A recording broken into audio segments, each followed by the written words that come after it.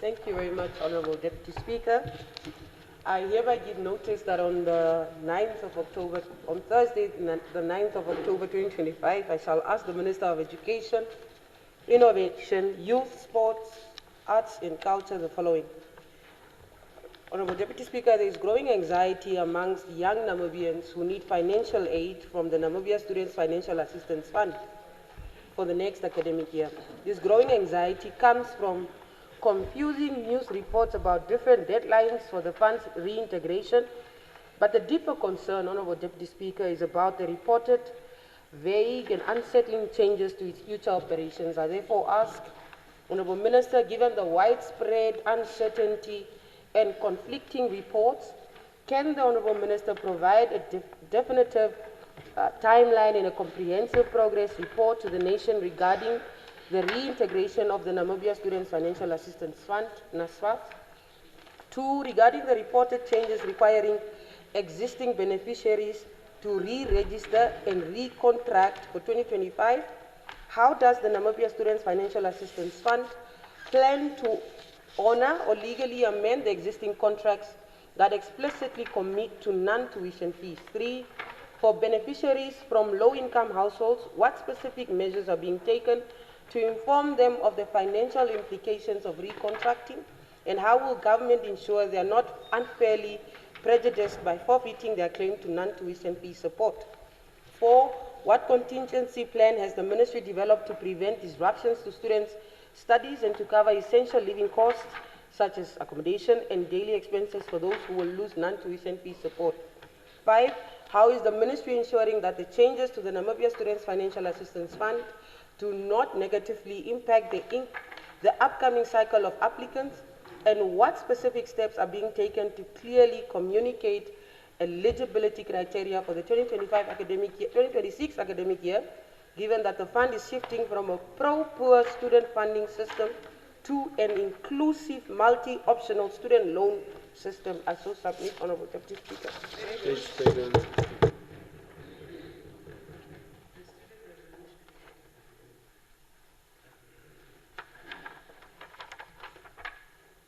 I now recognize Honorable Ims Nashinge.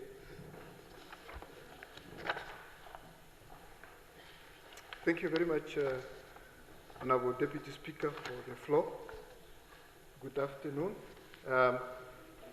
As the Shadow Minister for Home Affairs, Immigration, Safety and Security, I hereby give notice that on Thursday, the 9th of October 2025, I shall be asking my counterpart, the Honorable Minister, Melusia Ipumbu, the following questions. Our familiarization visits to the southern border post reveal shocking realities. Immigration officials or officers are understaffed, overworked, and even forced into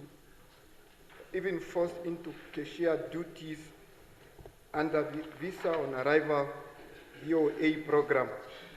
Since April 2025, this program has generated over $40 million in just 5 months. Yet the very officers driving this revenue remain unpaid for their overtime and are still waiting for approval of a 75-hour overtime amendment. With Visa on Arrival expanded to 36 countries, the pressure has become unbearable.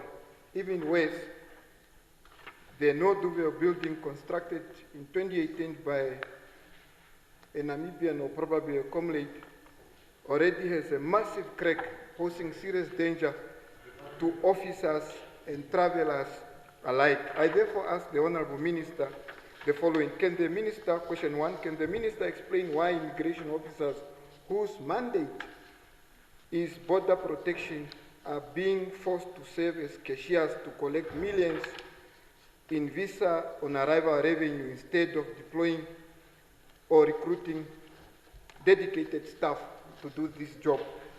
2, why has the ministry failed to pay immigration officers their overtime since April 2025, when over $40 million Namibian has already been collected under the Visa on Arrival program? 3, With the visa on arrival expansion to 36 new countries on top of the 33 added in April, how does the ministry expect the already overstretched officers to cope with this increased workload? And when will it finally fill the vacant post to prevent further exploitation?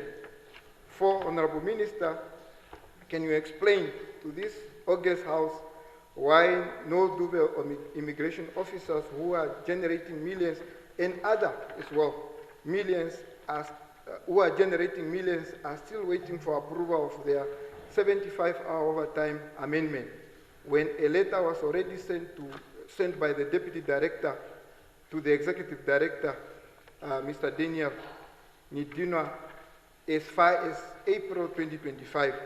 How long does it take even a lazy individual to approve what is obvious, while officers remain unpaid for June, July, August, and are now claiming September, October? If it was me, this would not be happening. 5 question, and the last one: what immediate action will the minister take to evacuate staff from the dangerous cracked building at Noordhoeve border post, built in 2018 under comradeship, which now puts the lives of both officers and travelers at serious risk every single day? I so submit. Thank you.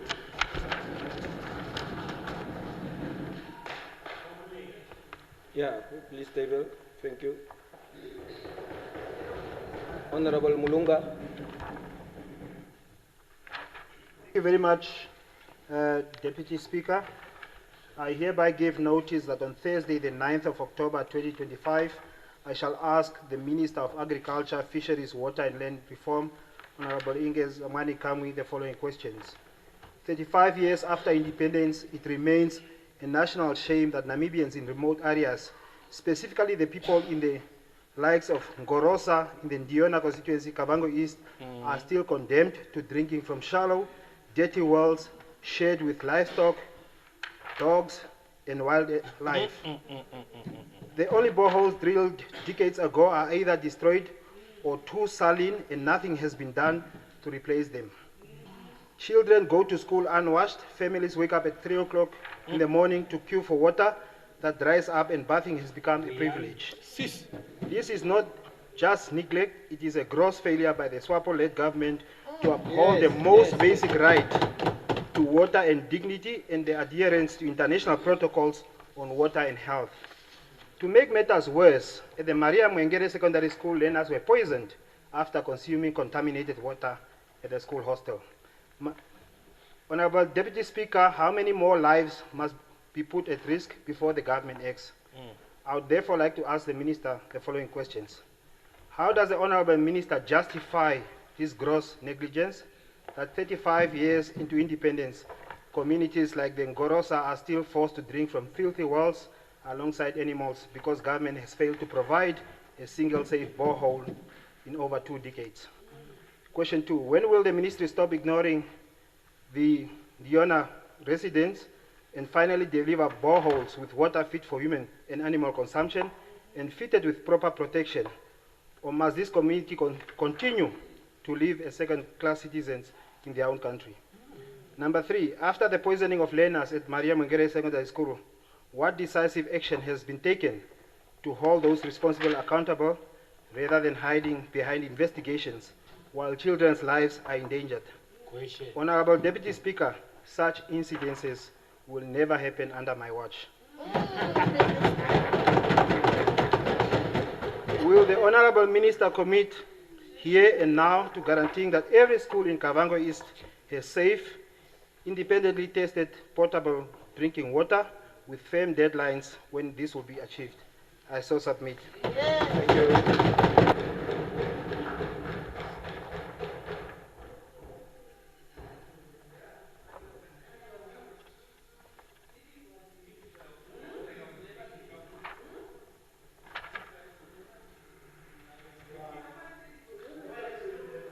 Thank you. Honorable James.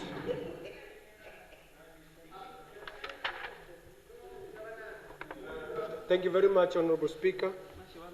I would like your guidance because my question is much of an oral one. Okay, we'll dispose the written ones, then we'll come To the oral question. Yeah. Thank you very much. Honorable Lucato.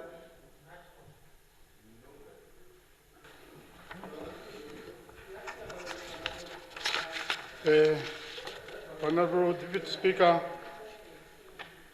members of Parliament, and the leaders of various political parties, good day. I hereby give notice that on Wednesday, 8 October 2025, I shall move a point of correction. I shall ask the Minister. Yes, I shall ask the Honorable Minister. My relative sister, she is not here. Minister Erika Shafuda, the following questions.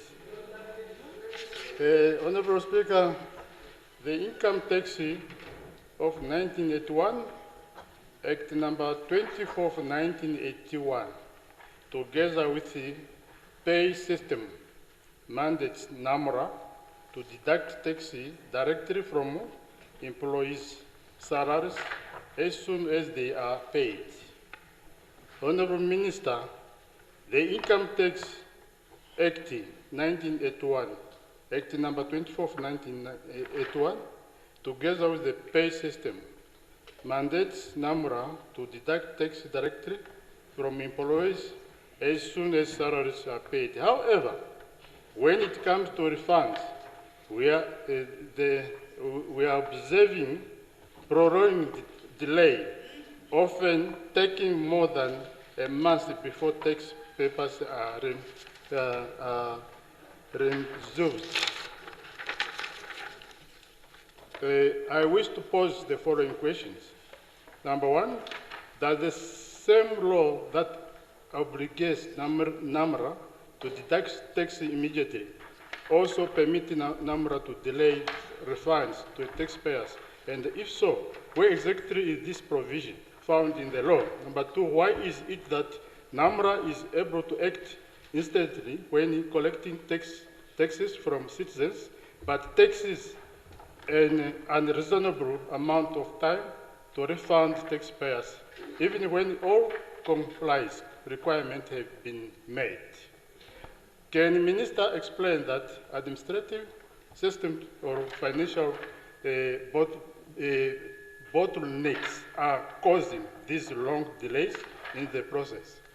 Honorable Speaker, Honorable Minister, when exactly is NAMRA going to make these payments, as many taxpayers have already submitted their pays, but are still being told they are merely in a line?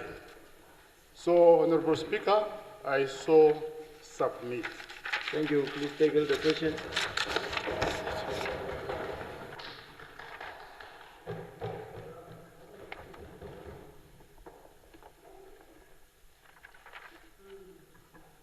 Honorable Pandorundu. Oral, okay. Honorable Berta.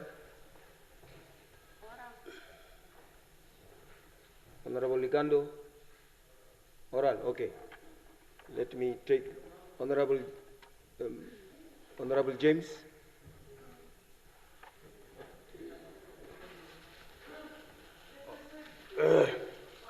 Honorable Speaker, I rise on an urgent oral question on a day of serious sentimental and historical value as far as the shaping of the history of the Republic of Namibia, present-day Namibia, is concerned. And I want to pose a question to the Honorable Minister of International Relations pertaining to the question of genocide. In absentia, I am thus posing that question. No, Honorable James. If the Minister is not in the House. I thought you were going to wait for me to land the No, question. you see, this is an oral urgent question Yeah. to a person who's here who should Honorable respond. Speaker, if you allow me, I will actually take you through the process. Considering No, that... Honorable James. No, considering my question in various dimensions, the Minister of Education is sitting here where the cultural component is sitting. Thus, I'm saying that in absentia of Minister of International Relations, my question can still be landed to the Minister of Culture. Then just put a question That's to what the I'm saying. That's why you were too fast to come in. When I said in absentia of the Minister, I'm now redirecting the other question to the Minister. Okay. The Speaker was just a bit too fast. Thank you. Honorable Minister of Education, primarily on the question of culture. Today we are finding ourselves in the very precarious situation as far as culture issues are concerned. The 2nd of October is marked, recognized and remembered by the descendants of the victims of genocide. A day of serious value, sensitive day where serious issues have happened as far as genocidal conducts are concerned by General Lothar von Trotha, following an extermination order that was issued on the 2nd of October. The JD, known as the Joint Declaration, was agreed upon. However, the content thereof was rejected vehemently by corners of the society and the affected communities. These have affected the cultural being of these communities. Today we have a mass exodus of the affected communities that are all over the world, and they are not finding a space in terms of the socio-economic trajectory of our country. That alone have reduced the footprint of these communities in the cultural architecture of our country, and let alone in the economic architecture. Honorable Minister, I'm posting, how far is the process of genocide negotiations pertaining to the correction of the quantum, pertaining to the correction of the time frame that is put in terms of implementation, because this is an issue that needs to take a center stage. And I thought at a point, there would be a statement today by this Honorable Parliament recognizing that 2nd of October extermination order in accordance with those affected communities to remember those atrocities that were actually conducted in our republic by the German Empire. So, I would like to put this to the Honorable Minister of Culture to say, please, let us look into the issue of genocide very seriously. Let us give it the necessary weight and the necessary attention that it deserves, and let the issue of genocide not be an issue of periphery, not a peripheral discussion, but a mainstream issue that we need to look into very seriously. It is an issue that is affecting some of us personally, and the community that I'm emanating from, I'm posting that to the Honorable Minister, and it is on that basis that I'm submitting that. Honorable Speaker, I'm yielding the balance of my time because the Honorable Minister of International Relations, where I would have directed other things, is not here. But that small cultural element I've directed it to the Minister of Education. Thank you very much, Honorable Speaker. Okay. You see, honorable members and chief whips, sometimes we just cause, this is urgent oral questions. And if we start like this, we create unnecessary precedents. No, no, yeah. Since when are you teachers now? Please. You don't have, yeah. No, that's why I'm please, honorable member, please. Hello. I think what has transpired is not an urgent oral question. And then going forward, the presiding officer is forced to, yeah. So let's just deal with oral urgent questions, and then we can classify them. Honorable Likando.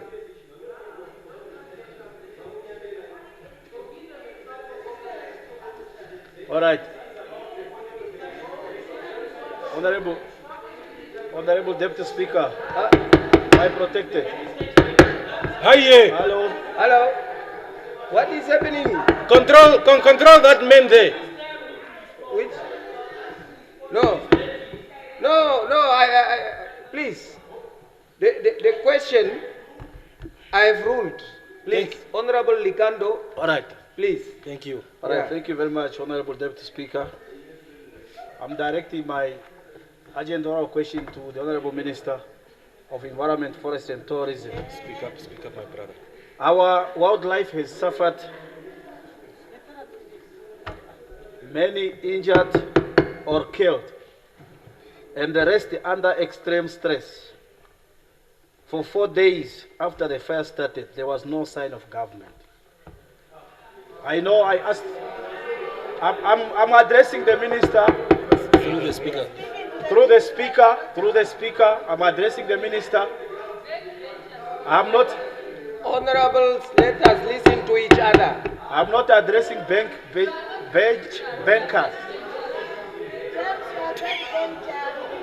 Yeah. Repeat We have that the- again. Repeat it. Honorable members. What do you, Honorable Speaker, Honorable Deputy Speaker,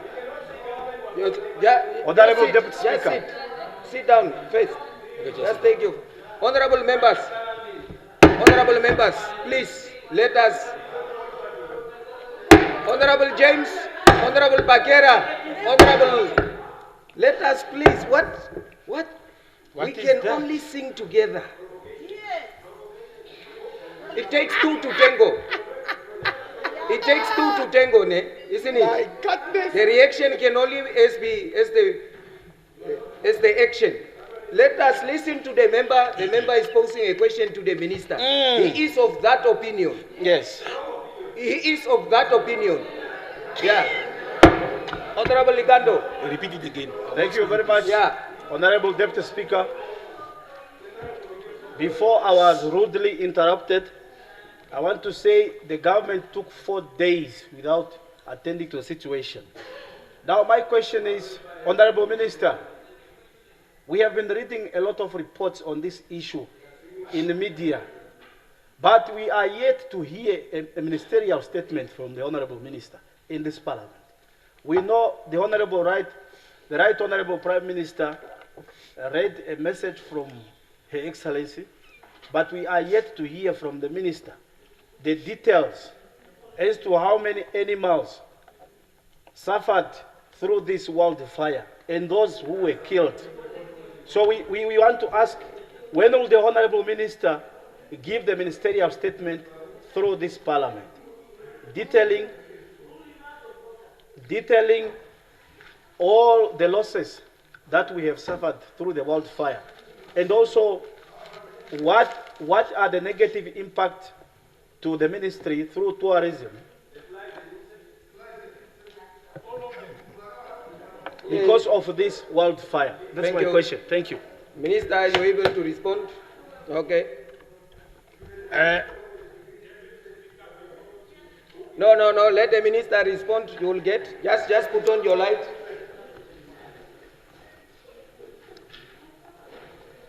Honorable Deputy Speaker, Honorable Members of Parliament, Honorable Kando, thank you for the question. But I just want to caution you and also to alert you that, okay, in events like this, you also need to open your eyes and listen. Because, allow me to answer. Please, Honorable. No, it's Open the your same. eyes and also to listen. No. Just, Honorable members, it was just now. Allow me there. to answer. Honorable James. Can I be protected? Yes. Yeah. No. Okay. Yes, with due respect. Can I be Speaker. protected? Yeah. Okay. Can I be protected? Thank you. My time. Yeah. No. Okay. Okay. We'll take note. No. Even the ones who are short normally today, they are tall now. Okay. Can I be protected? Okay, you have the floor, Honorable. Okay. Yeah. Yeah.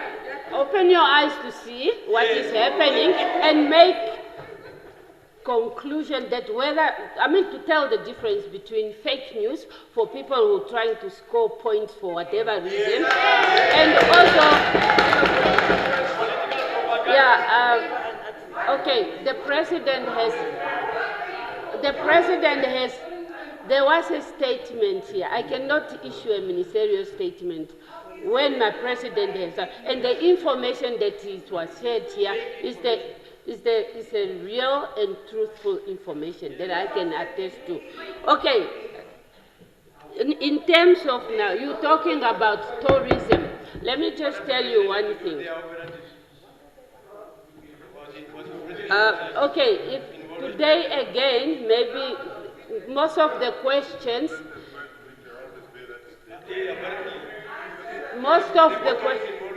can I just answer him, please? Honorable members, Okay, yeah. All the questions that you have asked me just before I came here,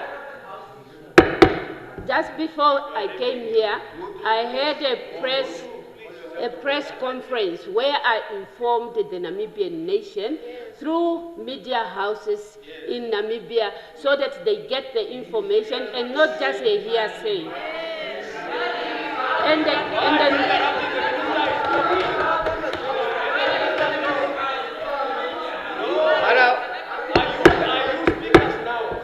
honorable members,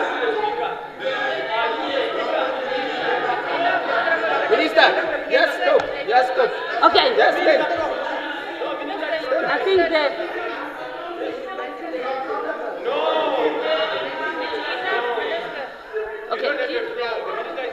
Can I Just continue? just wait until we are all quiet, then you can continue. Yeah, but what you help also the deputy speaker. Are you that not time. disputing that I had a don't press just be- statement help. today or what? What is the issue here now? Just be clear on what you want to hear. Maybe what you want to hear, you have the answer yourself. I'm answering your question. Okay. You asked a question, and I'm telling you, and I said most of the questions you have asked here, I have addressed. Honorable Kangarondi. I have addressed those questions in a media conference. I so submit.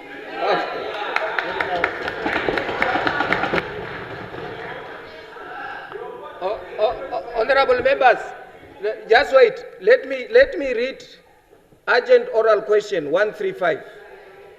The presiding officer may allow time for urgent questions to ministers on any sitting day.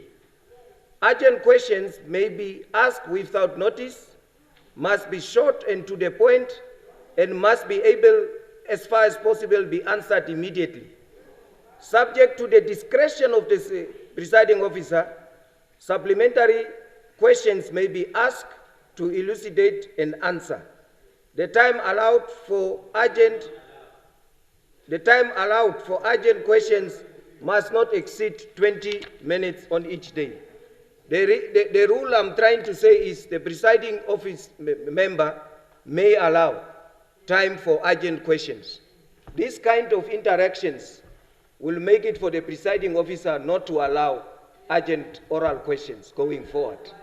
Why? It's because we are not coming together and operating in a manner to be able to hear and understand each other. It's not necessarily that we must be in agreement with each other, but we must at least be able to be creating a conducive environment for the question to be able to be answered.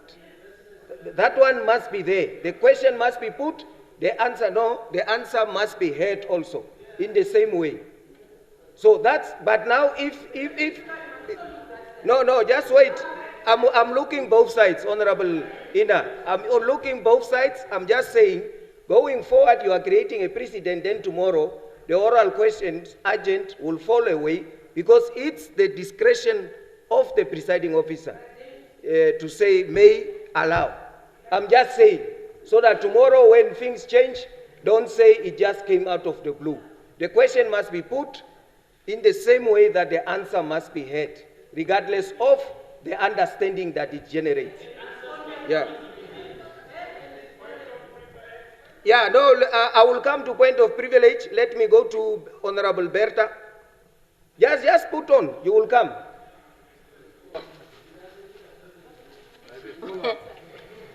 Thank you, Honorable Deputy Speaker.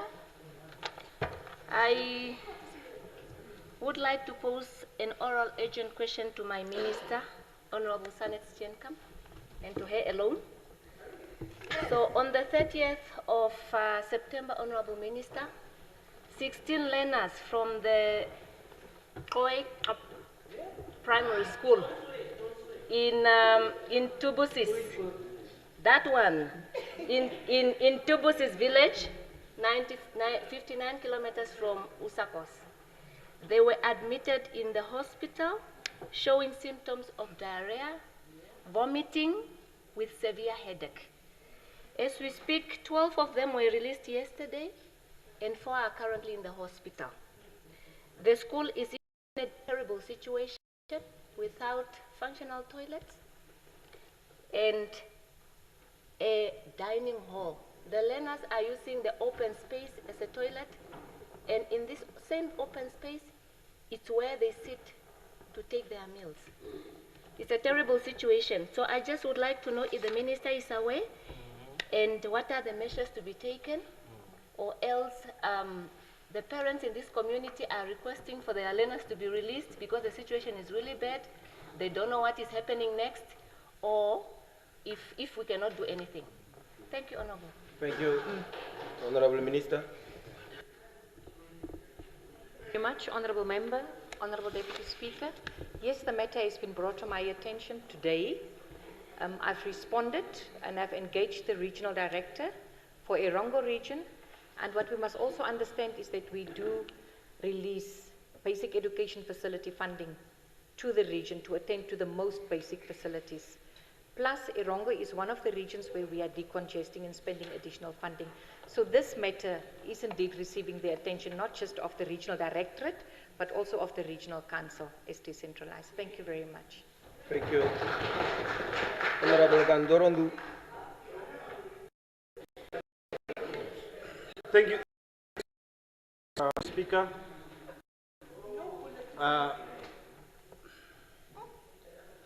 Let me use point of privilege. Today is the 2nd of October. That's when the first extermination order was issued. Can we please observe a moment of silence? Because it was the start of the liberation struggle. It started today, the 2nd of October, 1904. Thank you so much. So request to the Speaker. Now, to my sister, Minister of Home Affairs. Yeah, moment of silence. No, it cannot be done by me. Just to help the ministry in terms of housekeeping rules. You constructed a very beautiful building in the capital city to provide the service to the Namibian. And each and every Namibian, in one way or the other, the first day when he or she coming on earth and the last day will forever visit your office. However, the issue of service delivery is on a piecemeal. The Ministry of Home Affairs in Windhoek, the capital city, during lunchtime, everyone is chased out of the building because your staff members are going on lunch. Why can't you set up or create a situation like the proposal of the Ministry of Health, where intervals in terms of breaks will be given to the staff members so that we cannot have a break between 1 and 2. The second one is to the Ministry of Finance. Honorable Shafuta, welcome. It was just announced that Tender Board of Namibia gave a tender procurement to a Chinese company to construct a school. Are there no Namibian companies to construct schools? All these schools, even the one you attended, it was constructed by the Namibians. Why did you change it to accommodate foreign companies of Chinese or are you using the Chinese company to pay spin-offs for the loan of 700 million that SWAPO loan from Chinese Communist Party to build the SWAPO building? Why can you not exclude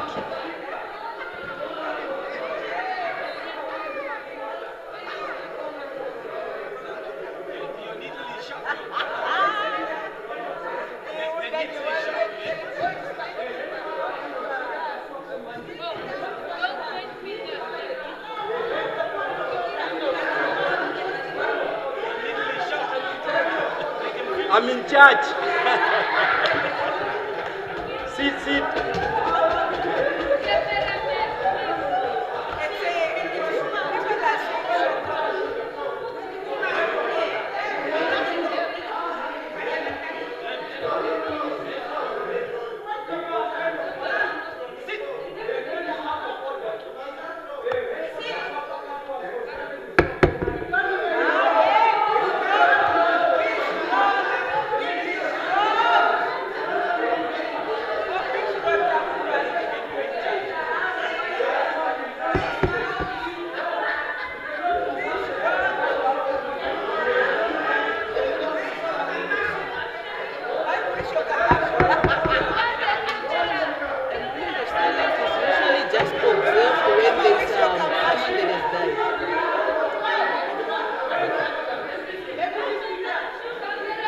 Sergeant of Arms, can you please help us?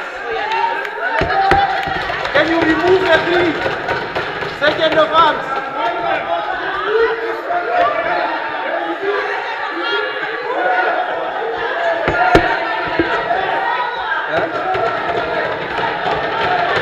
What?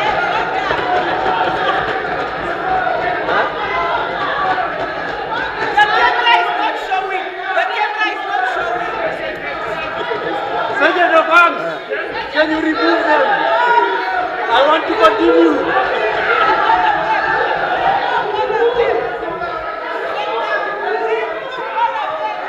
Sergeant of Arms, can you remove them, please? No, they must just allow the time to go.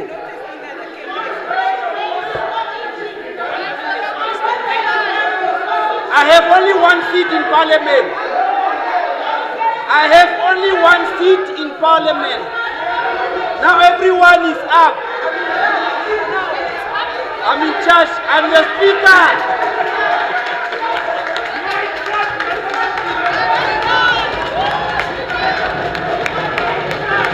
I'm in charge.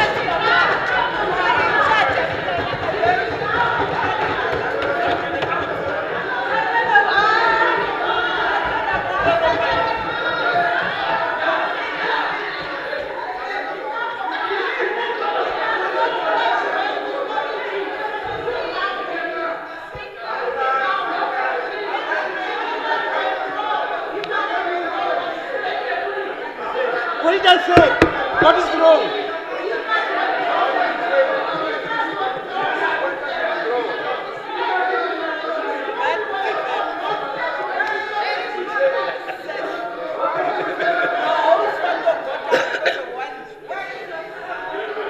Sit down, you don't have a position in Parliament. Sit down, Meme. Young people are talking, sit down, Meme. Sit down. You must take care of the house chores. Sit down. Sit down.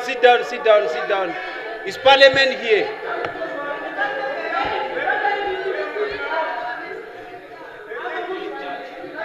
Can I complete my...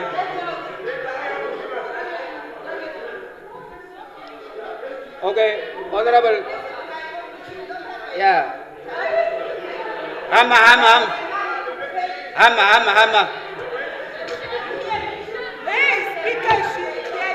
Hammer. Why, Meme? Gerena. Karautumba Meme. Okay. Honorable members. Yeah. No. The best way is to listen and to respond. Yes. That's the best way. No, you see,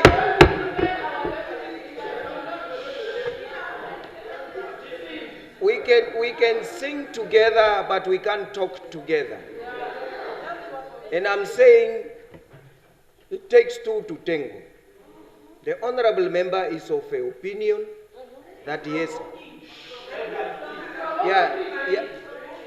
The honorable member is of the opinion. Where's your tea bottle? And then you will have your chance to also air your opinion. Unfortunately, that is it. Yeah. Okay.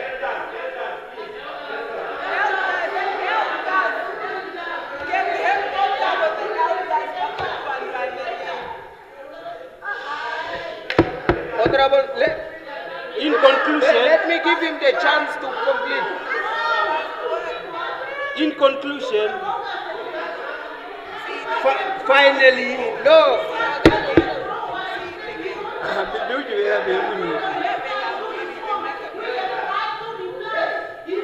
Who are you?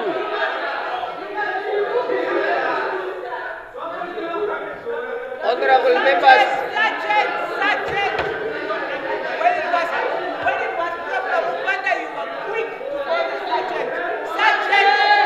Sergeant of Arms.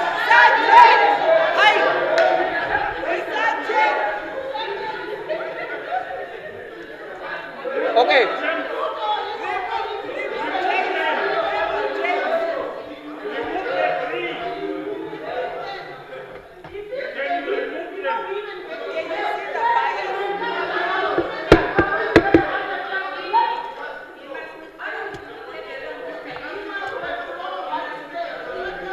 Throw what? You see?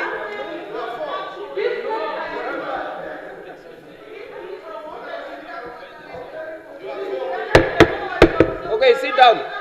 Sit down. Sit down. Sit down. Honorable members, you are making it difficult for my. No, I have mine.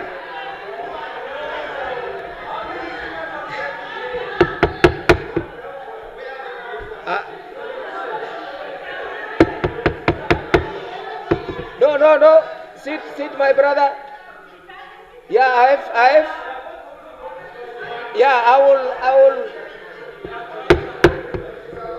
will. Okay. Thank you. Yeah, you see,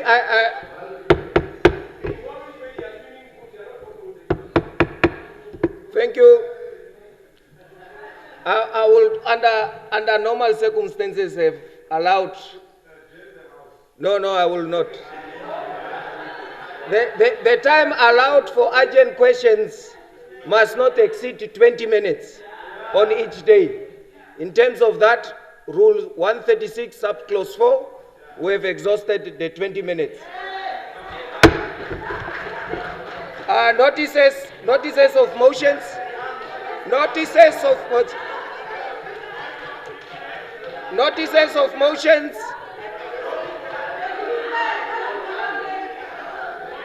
Notices of motions.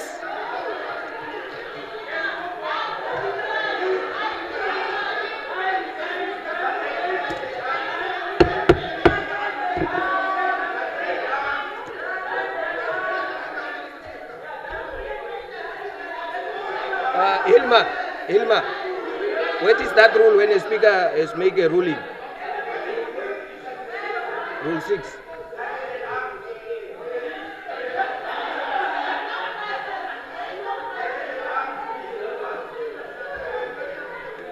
Okay.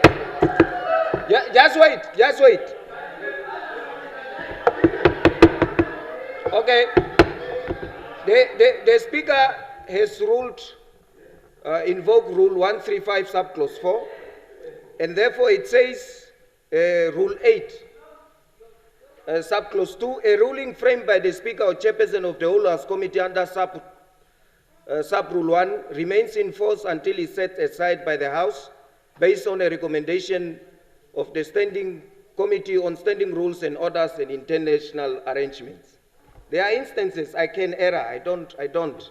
But if you feel very aggrieved, standing rules, you submit, standing rules pronounce itself, it brings to the House, then that ruling can be entertained. But under these circumstances, we are now at notices of motions. Okay, thank you very much. Notices of motions. Message of the head of state. Ministerial statement. Ministerial statement. Okay, Honorable Sanet Steenkamp. Honorable Speaker, but I will start with the first one. Thank you, Okay. Deputy Speaker. Yeah, Yeah, that's the consistency. obviously. Thank you very much. Honorable Deputy Speaker, honorable members, I rise to inform this August House that in line with the Cabinet decision of 23rd September 2025 and in accordance with the provisions of the National Youth Council Act, Act 3 of 2009, the Ministry of Education, Innovation, Youth, Sports, Arts and Culture has appointed the interim board of the National Youth Council.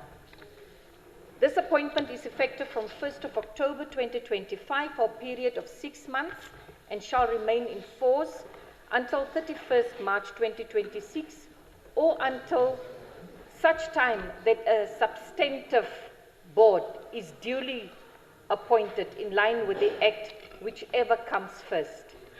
The appointed members of the interim board has been announced today. They have been appointed yesterday. They have all accepted, and therefore we can now release also to the public. Dr. Kennedy Karisep will serve as chairperson. Ms. Ialo Ndapandula Shimi, deputy chairperson. Ms. Patience Masua, member. Ms. Unombiro Uno Kateva, member. Ms. Malva Christine Ndapewa Francisco will serve as a member. Ms. Jamie Tron, Mr. Jamie Tron, my apologies, served as a member. Esther Shitana, member. Donna Kamatham, member. And Mr. Almandro Janssen, member. Honorable Deputy Speaker, honorable members, these members are entrusted with providing the strategic guidance that we've all been looking for and oversight in the governance of the Council. They are expected to uphold the principles of accountability, transparency, integrity, while working collaboratively with the key stakeholders to advance the mandate of youth development in Namibia. The interim board will be guided by a set terms of reference. They clearly outline their roles and responsibilities, including to the settlement agreement and also to have the GA. They will further undergo an induction program and familiarize themselves with the legal policy as well as governance framework of the Council, thereby enabling them to execute their duties effectively. Honorable Deputy Speaker, I wish to reaffirm the Ministry's commitment to empowering young people and ensuring that the National Youth Council continues to serve as a vital platform for youth participation, leadership and development in Namibia. Finally, I wish to extend my sincere congratulations to the appointees and also express my confidence in their ability to carry out the important national responsibility. Thank you. Thank you very much.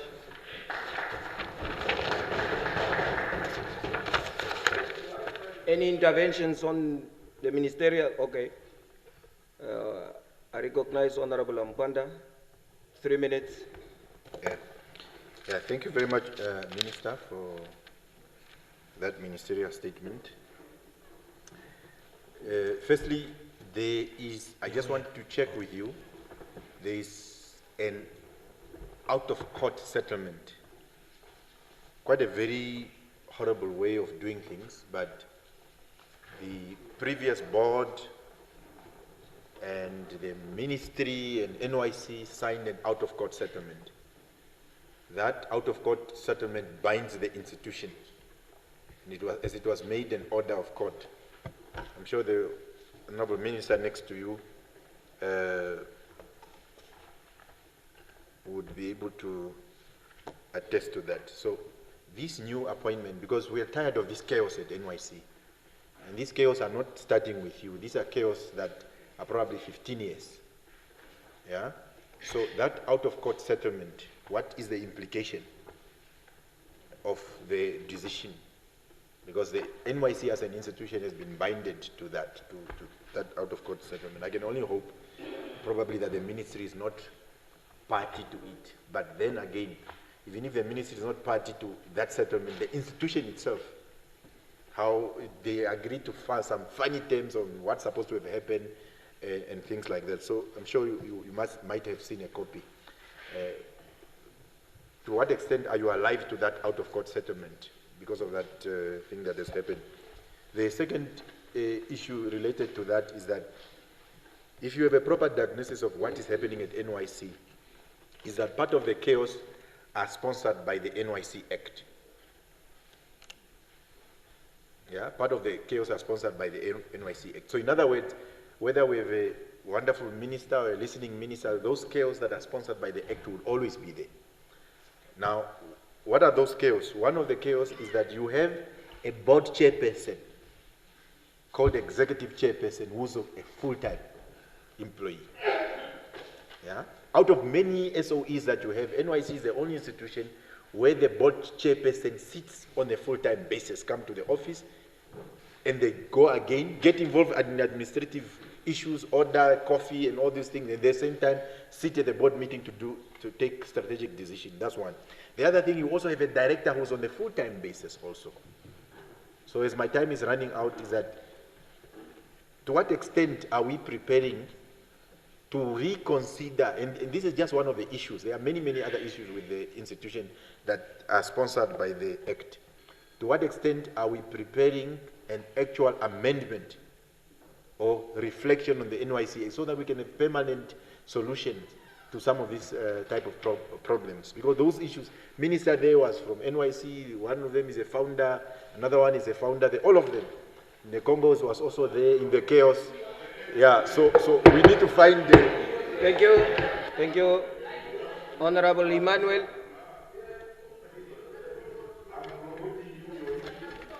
Honorable Emmanuel, you will take all and then you can answer because it's your statement. Honorable Emmanuel. Oh, you are off. That one is wise. That one... Oh, what? Oh, Ferdinand. Okay. You are on the ministerial statement? No. Then I want to deal with members who wants to engage the minister on the ministerial statement. I'm raising, Honorable Speaker. Oh. I'm raising on the strength of Rule 83 1G. 83 1D to ask you as the presiding officer, how do I exercise my right as a member of this House in terms of Rule 97 sub Rule 3? 97 sub Rule 3. Yeah.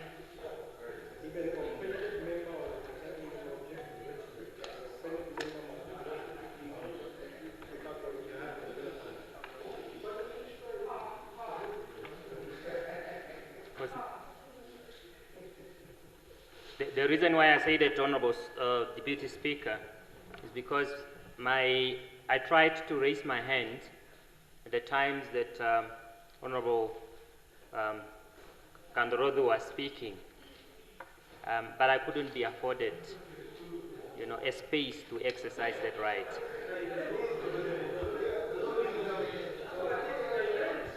Okay. Yeah. Yes. I think I've made a ruling in that regard. Honorable members, there is a procedure if you are aggrieved by the ruling, and it can always be revisited. The procedure is you launch a complaint to the standing rules, any member.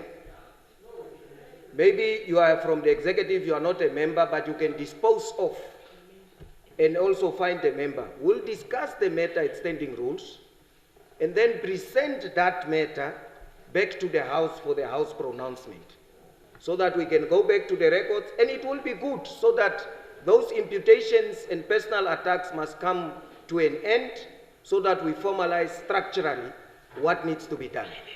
Because that's what the power you are infringed, the power to me is to make a ruling. That ruling is not subjected to debate. That's what the rule says. However, there is a process of going and reviewing that process. I think I stand, I will not give you. I think I stand by it. Just allow me a second. Honorable Wise Emmanuel, please take your seat. Speaker, I beg for your indulgence for a second. Yeah. Yeah. You see? I'm not naturally and inherently a disruptive person. But you see, Honorable Emmanuel, just take your seat.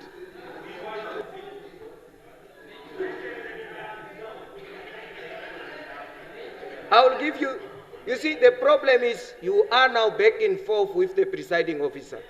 And I'm saying, I've made a ruling. If the ruling is not in line or wholeheartedly think to be out of line, there is that procedure. Because then if I allow it, then we are creating inconsistencies going forward.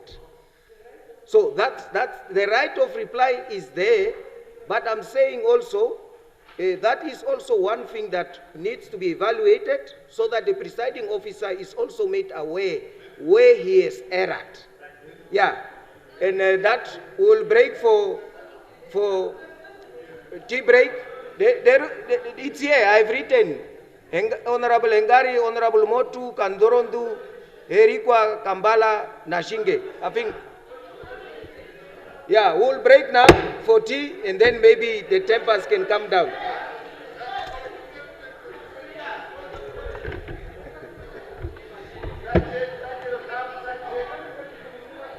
Yeah.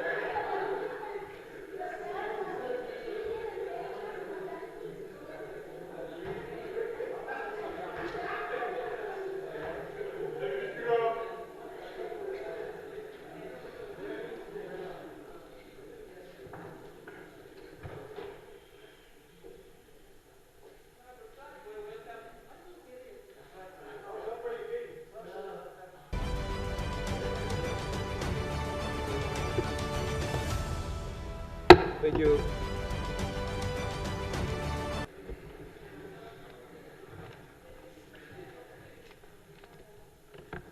We had I'm very okay. I'm very okay. We had ministerial statement. I think the floor is now to Honorable Engari.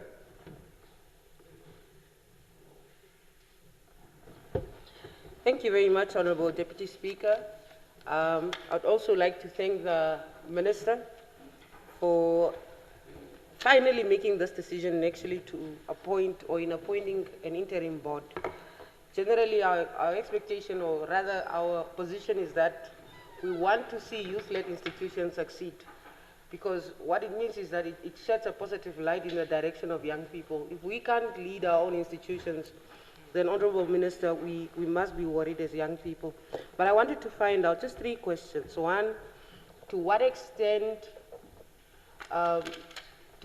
does this particular appointment, or is it a reflection, to what extent is it a reflection of NYC structures? I'm talking about constituency structures, regional structures, as well as national affiliates. That's one. 2, the NYC Act 3 of 2009 in section 30 provides for the establishment of the Youth Development Fund.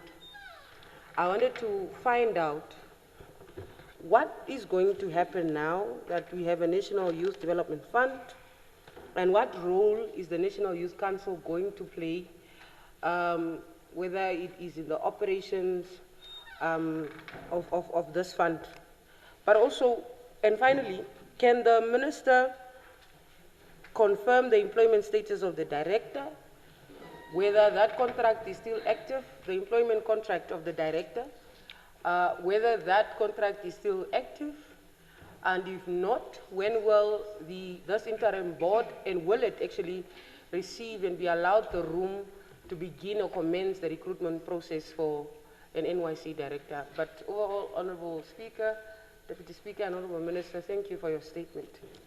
Thank you, Thank you. Honorable Motu.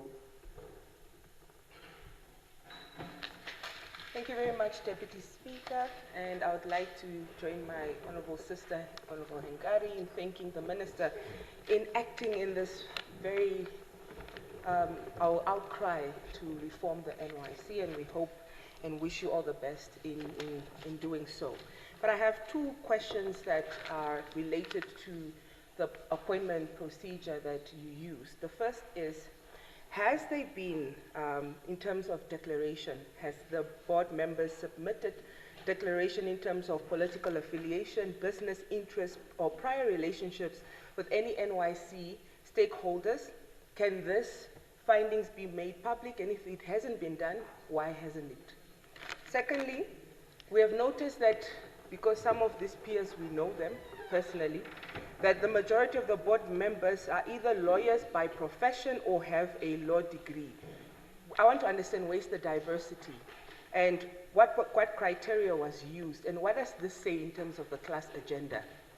Thank you very much, Minister. Honorable Kandorundu.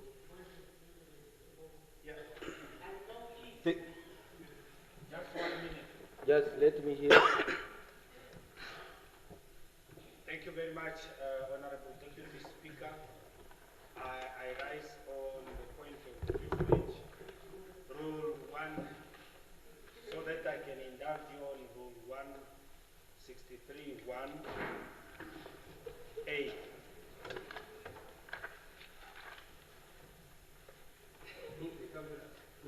Yeah, because there are many people who are following online, and they would want to see and marry the voice to the speaker. So maybe it should be corrected so that the people who are listening to this session can also relate to the person speaking. Even now the camera is away, even now. Please. Okay. Thank you. We take note. Cameraman, please focus now on Honorable Kandorondu.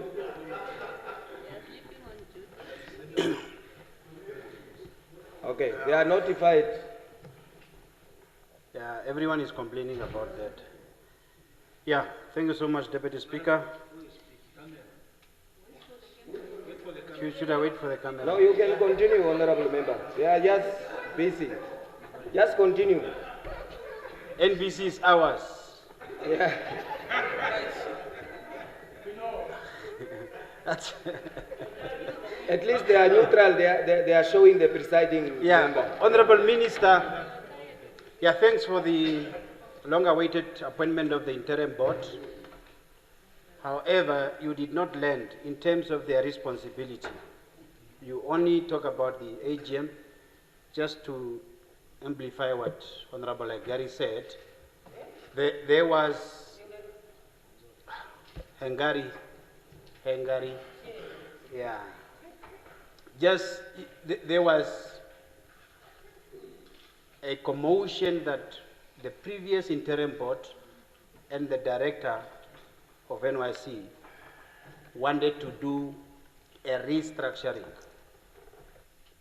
for the planned NGM. Now,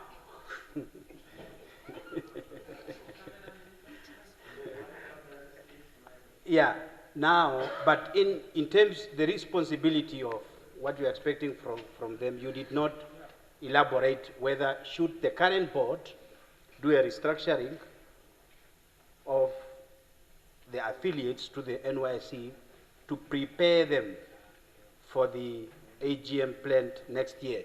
Because you know there was an AGM that took place in Grootfontein or Shivanda, and that took a decision that emanated for up to the issue of the court.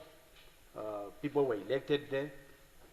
People travel, they use NYC money, public money, but now the youth, they do not know where are they. Will the same delegates attend the next Congress, or will be new mandate be given to the new members from the affiliates? That's my contribution.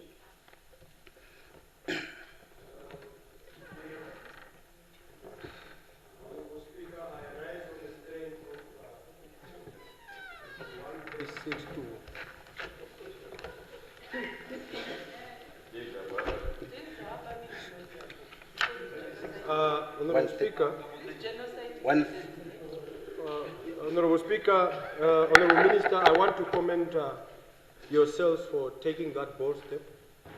Indeed, the national agenda, youth agenda, is of paramount importance to this country, and navigating that very important sector to its logical landing is of grave importance. Thus, I would like to commend yourself, to say, Honorable Minister, indeed it is a move in the right direction. The biggest question sitting is that the effectiveness and the efficiency of ensuring that we reshape and we recalibrate the direction of the youth agenda as far as the National Youth Council is concerned. That very issue is of great importance. Honorable Minister, I would like you to pay keen attention and close coordination as far as that element is concerned. We applaud you for that very move. And I would like to give a blessing to that very young board to say, please, redirect the country, take it with your all, and ensure that we refocus to the logical end. And on the other one, Honorable Speaker, while at the same, rising on the strength of Rule 83, I would like to also put it unequivocally so on record that the Swabo Party headquarters have been constructed with the money of Swabo Party itself. And this, it is not money from China whatsoever that they have funded that. It is misinformation that we are dispelling, denouncing, and rejecting with a contempt that it deserves. If some political parties are actually unable to go to that level of organization and management, they shouldn't blame others that have the capacity and the means. The rank and file of the Swabo Party have mobilized funds out of their own pockets to build that headquarters to the tune of 980 million Namibian dollars. That must be on record, and the honorable member was out of order, distorting facts, and eventually lying to the public in full. At least you are responding. I'm just saying, I should submit, Honorable Speaker. Honorable members, I think we have made a ruling. Honorable Kambala, Honorable, oh, just help there. No, help there. Please, No, just wait, sorry. Yeah, just, Dangi, Honorable Nashinge. Thank you. Thank you very much, Honorable Deputy Speaker, for the floor. Honorable Minister, thank you very much for the presentation. I just have a question to say, as a government, as people, moving forward, what is that we can tell ourselves as far as NYC is concerned? What have we achieved 35 years later of self-rule? What is the return on investment at this point in time? These things that we have seen, young people fighting each other, perhaps fights that were not really theirs, but fights from some quarters. How do you make sure that we don't repeat, the institution does not repeat this ugly past that we have been experiencing? I think, fortunately, I happened to be in that structure many years ago. And if we are to make a comparison, you just don't know where we are heading anymore. So in your view, or as a minister and a member of cabinet, are we going to continue with the things the way they are? Is there a plan to restructure, relook into what we have and how we can make it better? Because these are young people coming from various backgrounds, church organizations and so forth, but they don't even know each other. These young people, if you ask them, if I go to the southern part of the country, how do they conduct their funeral activities or weddings? If you go to Zambezi, if you go to Kunene, if you go to Oshana, that is the reality. I'm speaking from experience. So my question is that okay? Should the status quo continue, or we are going to change things around? Because at times also politics become the main agenda there. And in the end, we really lost focus as far as that institution is concerned. The trips, the whatnot, it's young people from this political grouping and not from this political grouping. And at times it becomes a breeding ground for tribalism and other ism that PM always refer to, that we don't need in this country. In my view, perhaps we need a reset or a paradigm shift, but perhaps you can just guide in answering my question. Thank you very much. Honorable Ephraim.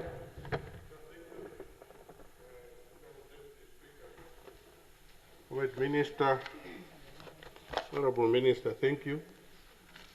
And through to Cabinet for a very good decision. Indeed, we salute the SWAPO party-led government. Yeah, because every time when there are good things done by the SWAPO party-led government, other people become agitated and allergic to that. But thank you, Comrade Minister. Thank you very much for that. Which I must hear him out. I don't know what is the problem. I have allowed them to speak freely. I don't know what is INA all about. So I'm thanking the SWAPO party government for making sure that the young people of this country are taken care of. I don't know what is the problem that my people have there. And I'm speaking not to other people are saying the council have not done anything. I have been the chairperson of Oshana Regional Youth Forum, and we have done a lot. And many young people, including those that are complaining, they were exposed by the same system that they are complaining. IMS was in Ecuador, enjoying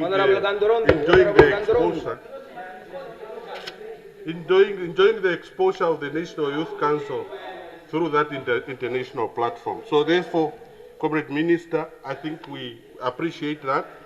the young people must able to lead themselves, and I'm happy that you have appointed them to take care of that. Yes, there are challenges, and I think you have put it very clearly that there is a term of reference which is very clear in terms of what the interim board is ought to do. And I think that is now, whether it's now to restructure and make sure that every system goes, I think we are happy with that. And those young people, as you have alluded to, they are very capable to do that. Such as perhaps that maybe we need to think and sit, and maybe the act to be amended so that we remove those loopholes that are there. It will come to this house, and you are all members here. We can debate, and then we can able to deal with that from there. No, order.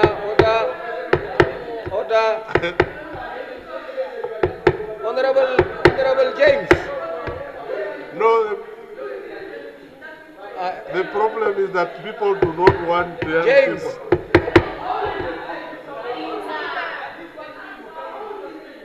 Comrade Minister, Honorable James, please. Comrade Minister, I also want to thank you because that team that you have deployed there, I'm happy. I see the diversity, and it's showing that yes. Yeah, I'm rounding up. I think I'm allowed. No, you see, when the interventions come, it's where the problem comes. No. I'm allowed. Just round up. Thank you very much. The development of young people is coming. We appreciate the minister's appointment. Thank you very much.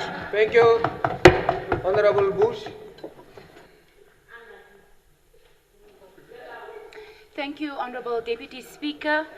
Honorable members, I rise on the strength of the ministerial statement to contribute and thank the Minister for a very timely and important update on the affairs as it relates to the National Youth Council. Honorable Deputy Speaker, honorable members, the National Youth Council was formed in 1994, and it was formed then at the time by youth leaders with the understanding that young people must have a dedicated space. Young people must be guaranteed with agency and a special purpose vehicle where they can inform based on their own understanding of the challenges that young people are confronted with. That was the initial intent and purpose of the NYC. It was for young people to have a dedicated space where they can speak themselves as young people on the issues that they are confronted with. Honorable Deputy Speaker, I then would want to agree with sentiments from the House that spoke of reform. When you look at the evolution of the NYC from 1994 to where we are, we must be proud as a nation that we have a National Youth Council, despite the challenges that we have. If you go around on the African continent, you will realize that NYC, the National Youth Council of Namibia, is in actual fact a stellar benchmark around the structure. It does not discount the challenges that we are confronted with. Honorable Deputy Speaker, from an organization at the time that operated from our house in Windhoek West to an organization that now has a headquarter valued over almost 13 million, it shows that we have made progress despite the challenges that are there. Honorable Deputy Speaker, I want to speak of the reform. I do concede that we must change, but we must change without diluting the intention against which NYC was formed. We need to look at a hybrid model that gives young people technical expertise against which they can then look at how to make their own decisions. But we must not take away the platform that young people have to inform on issues that they are confronted with. Honorable Speaker, Honorable Deputy Speaker, I also want to speak around some of the issues that we must look at. Currently in the NYC Act, you have what you call constituency youth forums, regional youth forums, and you have a board. The time of office of a constituency youth forum is 2 years. The term of office? Honorable Deputy Speaker, can I have my time paused? I want my time paused. Honorable Deputy Speaker, I want my time paused. He's taking my time. Honorable Deputy Speaker, I want my time paused. Pause my time. No, sit. I want my time paused. No, Honorable Kandoro. Sit. Honorable Kandoro. Honorable, sit. You don't have the floor. No, you don't have the floor. No, you don't have the floor, Honorable Member. Honorable Kandoro, you don't have the floor, Honorable Member. You don't have the floor. Please.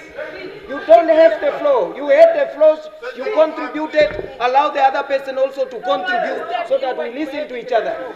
I don't think this is fair. Yeah, please. I give you 2 minutes. Honorable Deputy Speaker, if I still have the floor and if I'm protected, the very issue Honorable Kandorodo is referring to, the Minister have indicated the settlement have been resolved out of court. Why are we repeating issues? I'm not defending or explaining the Minister.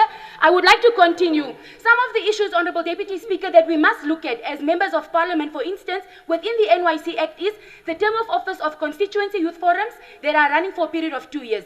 Then you have a regional youth forum that is running for a period of 4 years and a board. In my view, Honorable Deputy Speaker, we must align the term of office of these structures, because you can't implement a strategy for young people when the one structure at a grassroots level is 2 years and the other is at 4 years. And then, Honorable Deputy Speaker, you also have the act that says national youth affiliates must present audited financial statements. In the current day and age, we know it's not practical because these youth organizations are struggling. So I do concede that reform is important, but we must not take away the intention against which NYC was established. Thank you. Thank you. Honorable Mulunga.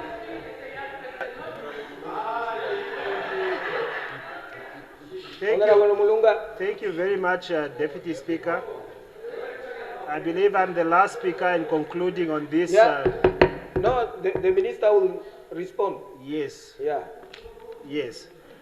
I'd just like to thank the Honorable Minister for heeding to my call, because for the last 3 weeks, I've really been asking about the governance structure of the National Youth Council. So I just want to once again thank the Honorable Minister for heeding to that call. Thank you very much. Thank you.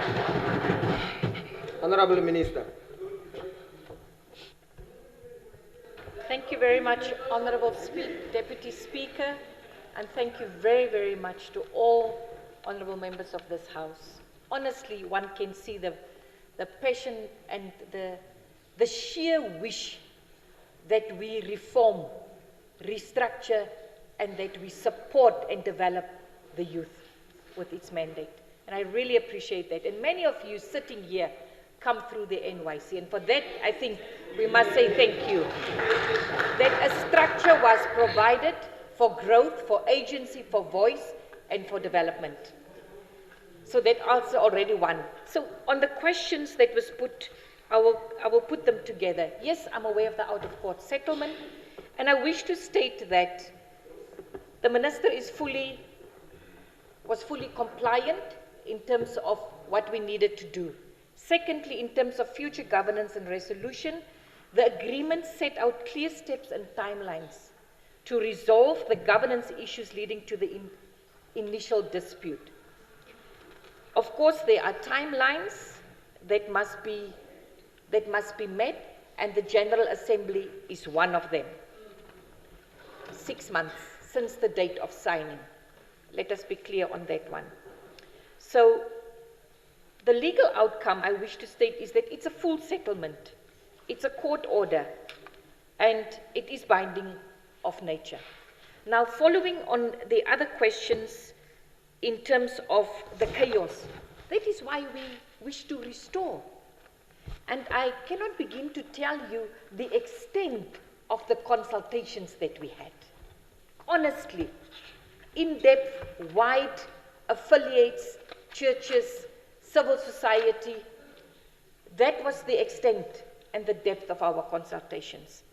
So while we are aware that the current Act 3 of 2009, for many of us, posed specific challenges, that I wish to give the reassurance that we have got the first draft of an amendment act.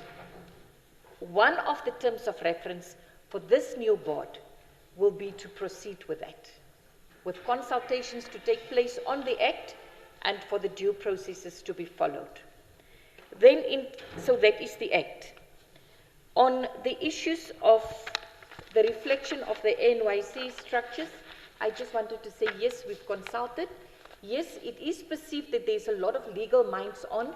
However, some of these legal minds are coupled with experience in finance, experience in HR, experience, for example, in governance, We also have economist and a student and representative from the constituency on that, on the board.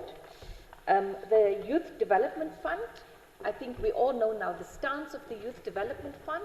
It is now governed under the Ministry of Finance. However, there are key partners such as the Line Ministry and the NYC that are closely involved in that as well. In terms of the appointment, I think I missed out on that one. However, I wish to state, in terms of the declaration, there's no declaration done yet. We still have to constitute them by inaugurating the board and, of course, have an induction. So that is still outstanding. Yeah? In terms of diversity, as I said, I touched on that. We really try to do justice, but we also acknowledge that we don't operate a perfect system. And of course, we can't please everyone and all key stakeholders. But we've done our best. And I think I'm appealing to all honorable members of the House and the public to please give this board a chance. Please give them a chance. They will aim to reset and restore, as it was said. So the restructuring, those are all matters that are under the terms of reference. Audit reports, the appointment of the director. The director's contract comes to an end in December. The director already received notice of end of contract. And all the other things that the one honorable member, please, Honorable Kandurodo, I always say, when we speak, we must not confuse the public. We must come with context, because there's full context to the matters that you mention. But in terms of the efficiency, the effectiveness, the accountability, and the integrity with which we wish this board to operate, help us to support them, to restore what we see as something which is so crucial, the NYC. I thank you very, very much. Thank you. Now we are done. Message from, no? Yeah, message from the, no, it's Thursday, now we'll go to question time. Just listen to her. You have another one?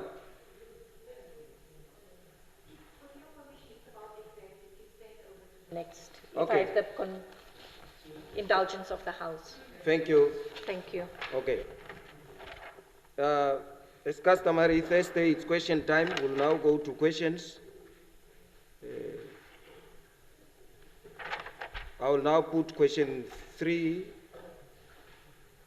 No. Question 3, the minister is not here. Question 4. Onward, Honorable. Yes?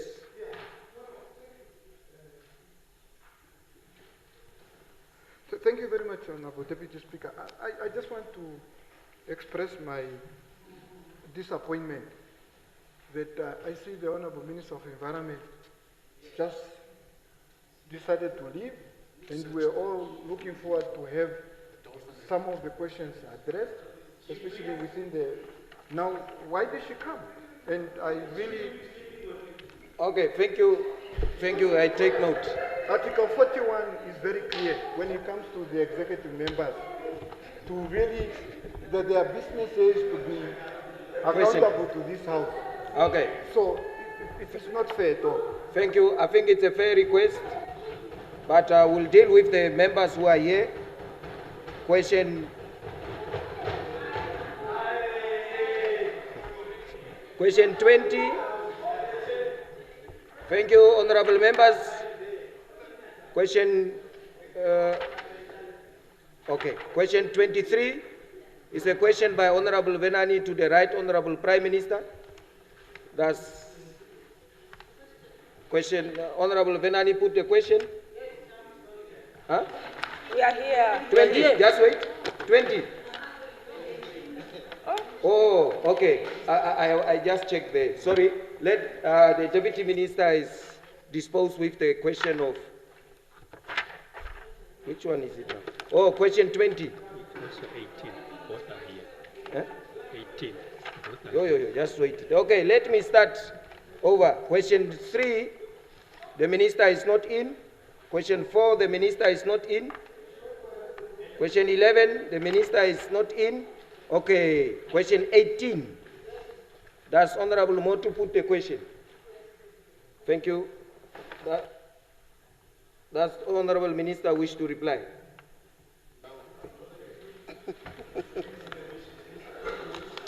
Thank you, Honorable Deputy Speaker. Yes, I can reply, though the question have been overtaken by events because there were similar questions that were posed that were also looking for information of similar case. This question and the response was prepared on the 25th of April.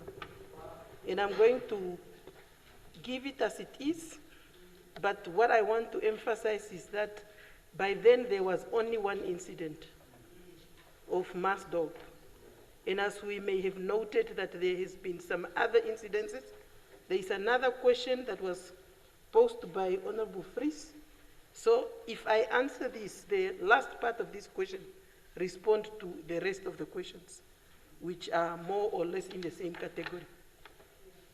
I am not going to repeat the questions, which I believe all of us have our question papers with us, but rather go straight to the responses.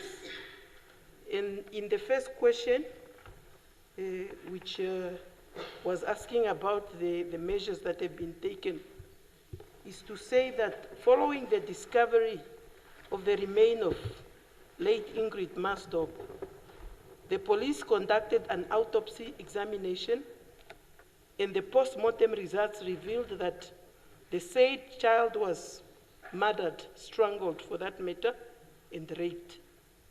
Swabs were taken from 4 possible persons of interest based on the investigation carried out thus far, and the same were forwarded to the Namibian Police Forensic Science Institute with all the exhibits. The DNA results are still outstanding from the lab.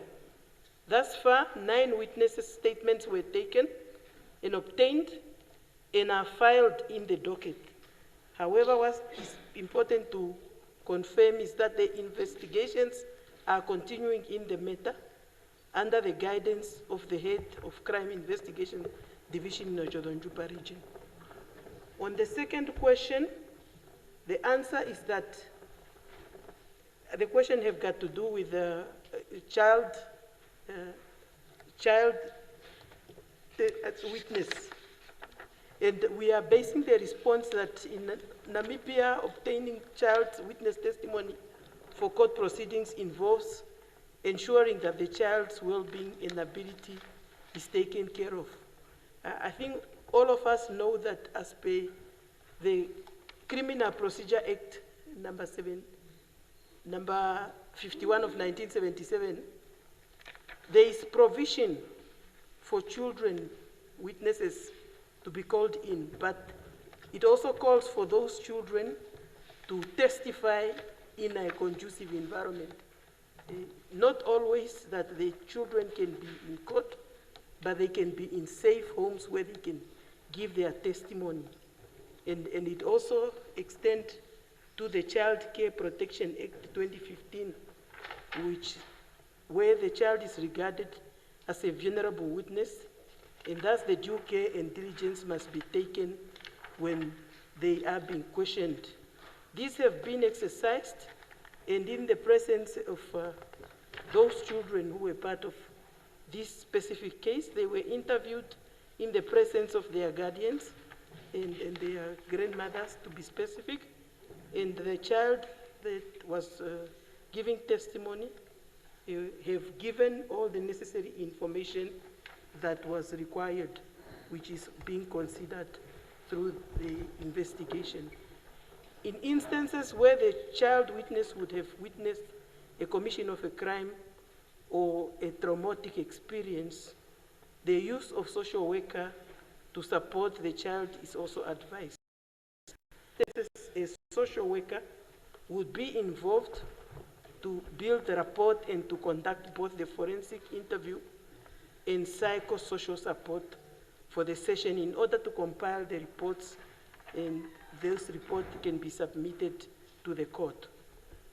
This was not the case in this instance because the witness statement only pertains to witness having seen the victim at the school premises and after the school was out, meaning that they had no evidence of the actual gruesome incident.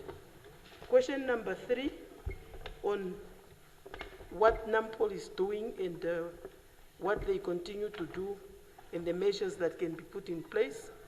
We are saying the Namibian police force remains committed to maintaining a high degree of transparency in informing the public about the crime through dissemination of crime reports, and progress reports are given directly to the complainants in cases that are under investigation through a form called Police 713 feedback form.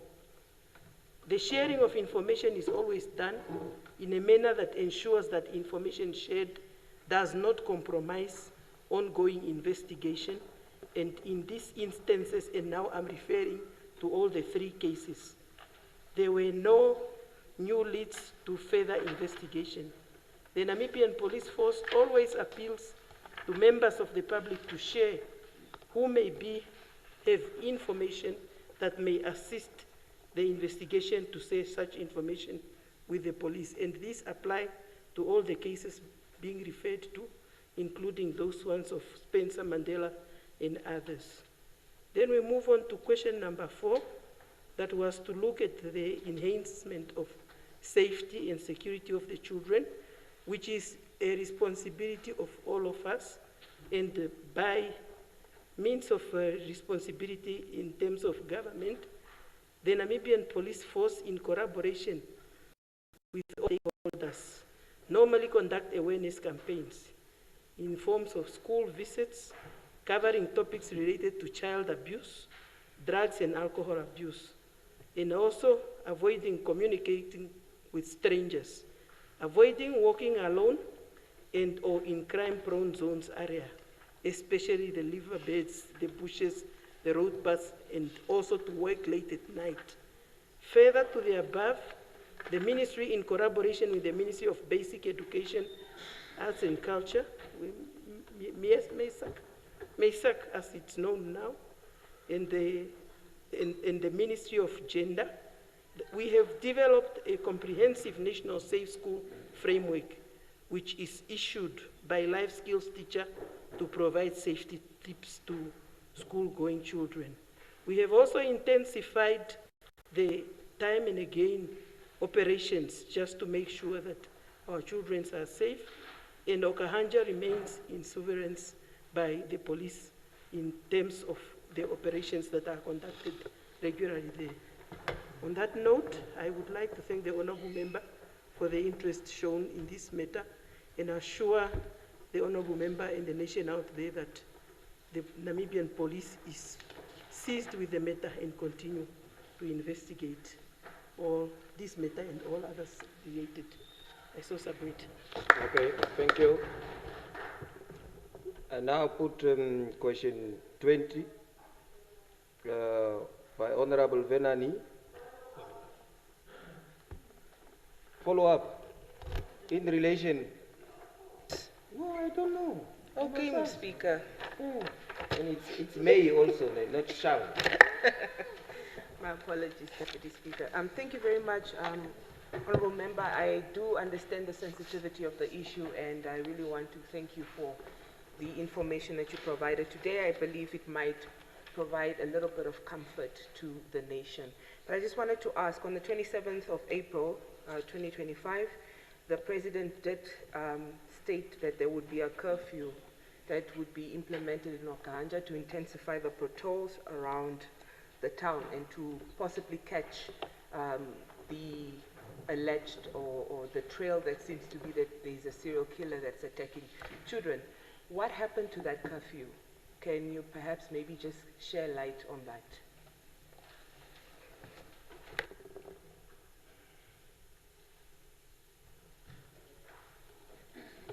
Honourable Member, what I can recall as per the statement of Her Excellency then, curfew was one of the considerations. And when we did the assessment, instead of curfew, we deployed more forces from Ochodonjupa and from Commerce region to reinforce, and the time was extended. And like I have said at the latter part of my response, that time and again we still have those patrols being conducted, because curfew would have other implications also, cost implications and also some safety implications.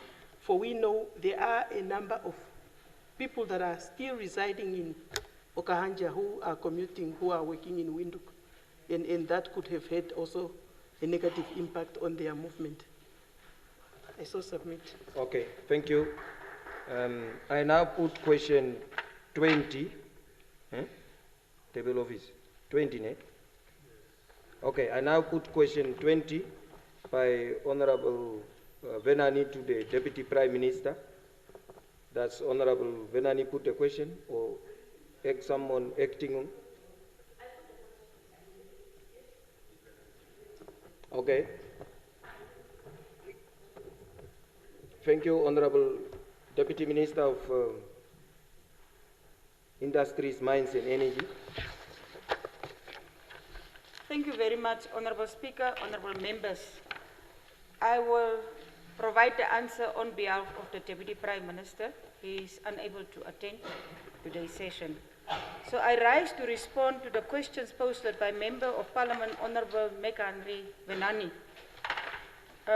I don't want to read the list of the questions because it is a long time ago, but I will just provide the answers if acceptable. It is the legal and ethical obligation of the Board of Directors of NITA, who are responsible for providing strategic oversight to ensure that all projects align with the agency's mandate and national development priorities. The Board approves capital projects based on comprehensive documentation, including feasibility assessment and funding models provided by the management of NIDA. To my knowledge, all capital projects are subjected to detailed feasibility studies and cost-benefit analysis before approval. These studies assess market demand, financial sustainability, socio-economic impact, and long-term return on investment. External consultants are engaged where specialized expertise is required. Additionally, project evaluations are benchmarked against national planning instruments such as Vision 2030 and the 5th National Development Plan, NDP 5, maybe it's supposed to be 6. As a state-owned enterprise, NITA's capital projects are also subject to oversight by the Line Ministry, Ministry of Finance, National Planning Commission, and Parliament. However, it is a given that things have not gone the way both the government and the public expected from NIDA, its board and the management. Hence, as the main shareholder, government had to step in and put specific short-term measures into place to correct the situation. The second question asked what mechanism exists to hold project implementers accountable for non-performance. So previously, the Minister of Public Enterprise had oversight of all state-owned enterprises, but since March 21, 2025, SOEs such as NITA have reverted to their line ministries. In this regard, the Office of the Prime Minister is developing a new governance framework which will include mechanisms to hold SOEs accountable for non-performance. In the meantime, we step in with some corrective steps, such as immediate change to the management of NIDA, efforts to assist the agency to obtain capital to address historical debt, as well as to find joint venture partners to commence with industrial projects. Finally, we are reviewing NIDA's entire portfolio of projects with the aim of streamlining to ensure that the agency starts focusing on its core mandate of industrialization, meaning establishing viable factories and value-adding initiatives which will provide jobs to Namibians. What I can assure you today is that going forward, under my watch, we as a ministry will not allow non-performance to continue unabated without consequences. If you don't perform, we will do the needful. The third question, the answer of the third question is, I believe we all agree as parliamentarians, as some of you have witnessed through our standing committee outreaches to NIDA's projects, that at this point, NIDA's performance has been below par. Straight talking, many of the agro-processing and industrial initiatives have halted. In fact, it appears as though no performance oversight has been in place thus far, despite the presence of the oversight structures which I have enumerated previously. However, the ministry is determined to turn around the situation, working together with the Board of Directors and the interim management of NIDA, as well as the Ministry of Finance. Going forward, Honorable Venani, please watch the space. I know he's not here, but he is represented. The answer to the fourth question is I still must verify the precise amount of the losses. However, it is important to note that there was no seed capital provided at the conception of NIDA to enable the agency to execute its mandate. Therefore, combined with many other factors, including operational inefficiencies, the agency today finds itself in financial challenges. However, to address the problem of financial sustainability at NIDA, the Ministry of Industries, Mines and Energy, together with Ministry of Finance, are working with NIDA. First, to have the integrated business plan of the agency approved. Secondly, to ensure that the agency historical debts, especially of its sites and premises program are paid off soonest. And third, to ensure that the agency becomes capitalized sufficiently through the business plan to be able to start moving towards profitability. The fifth question, what measures are currently in place to secure dormant or idle infrastructure developed by NIDA? Have the ministry quantified the cost of vandalism and asset deterioration due to prolonged inactivity? At some of these sites and premises, NIDA has appointed security personnel to protect the infrastructure, and we have given a directive for the agency to make sure that no further vandalism takes place. As to the cost of vandalism and asset deterioration, we do not have the precise total values, but we are attending to the renovation of the infrastructure. From our ministry, NIDA has already received its marching orders in this regard. What is left is for our officials to be monitoring and following up on the implementation of these instructions given. Please allow me to correct a little bit the public perception that all NIDA projects are dormant. Yes, some are. But there are those active ones. As to what plan we must revitalize NIDA, I would like to refer you to my previous response that as we have taken some tangible actions to arrest NIDA's shortcomings and move the agency forward to progress. Once the integrated business plan is approved, capitalized and implemented, it goes without saying that some of the projects will move forward and we will eliminate the ones which may not be commercially feasible from NIDA's portfolio. The capitalization of NIDA will take place in phases. First, the capital for its historical debts and so forth. The bulk of the funds will come from the agency's own asset streams. The answer to the seventh question, Honorable Venani, both you and I were not party to the start-up of these projects.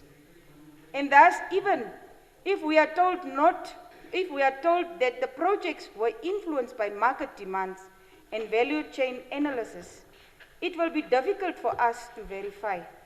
However, now that I am the responsible minister, the buck stops with me and my ministry's management. We are going to make sure that these projects are productive, commercially viable, and be managed on a profitable basis. What we are not going to allow to continue is for government to continue pumping funds into these projects, and yet they are not producing anything. We have started work in this regard, and soon, Honorable Swarboy, we should be able to show some progress before the end of this financial year, and I thank you. Yes. Thank you. Since the member is not here, thank you very much. Now we go to question 23. Does Honorable Venanu or anybody on his behalf put a question? Thank you. I give the floor to Right Honorable Prime Minister. Thank you very much, Honorable Comrade Deputy Speaker, Honorable Speaker, Honorable Members. In response to the inquiry regarding MITCO, I'm confident that the Honorable Member, that is now Honorable Venani, appreciates the recent developments announced by the Line Ministry and the Board of MITCO. I would like to inform this House that in the interim, I had requested an accountability report from the Board of MITCO, which I have received. I have subsequently directed the Line Ministry to conduct an investigation into the reported disappearance of livestock.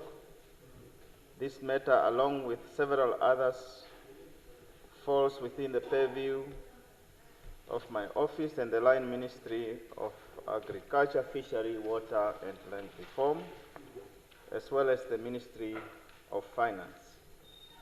Allow me to address some of the salient issues raised by the Honourable Member. I will do so generally, bearing in mind that the matter has been overtaken by events as indicated in the preceding paragraphs. It is crucial to emphasize that this action was taken within the framework of Cabinet's collective mandate to oversee sound governance and policy implementation across the public sector. Regarding the alignment of the Namibian Code of Corporate Governance, NAMCODE, and the Public Enterprises Governance Act, which of course was made notice of here yesterday, it is important to note that Cabinet's decision was informed by its constitutional and policy oversight role. While the autonomy of public enterprises boards in executive appointments is undoubtedly a fundamental principle of good governance, this must occasionally be balanced with broader policy imperatives, particularly where systematic instability may have detrimental effects on national interest. Cabinet's action was not intended to interfere with corporate governance, but rather to preserve it by mitigating potential disruption in a crucial sector of the economy.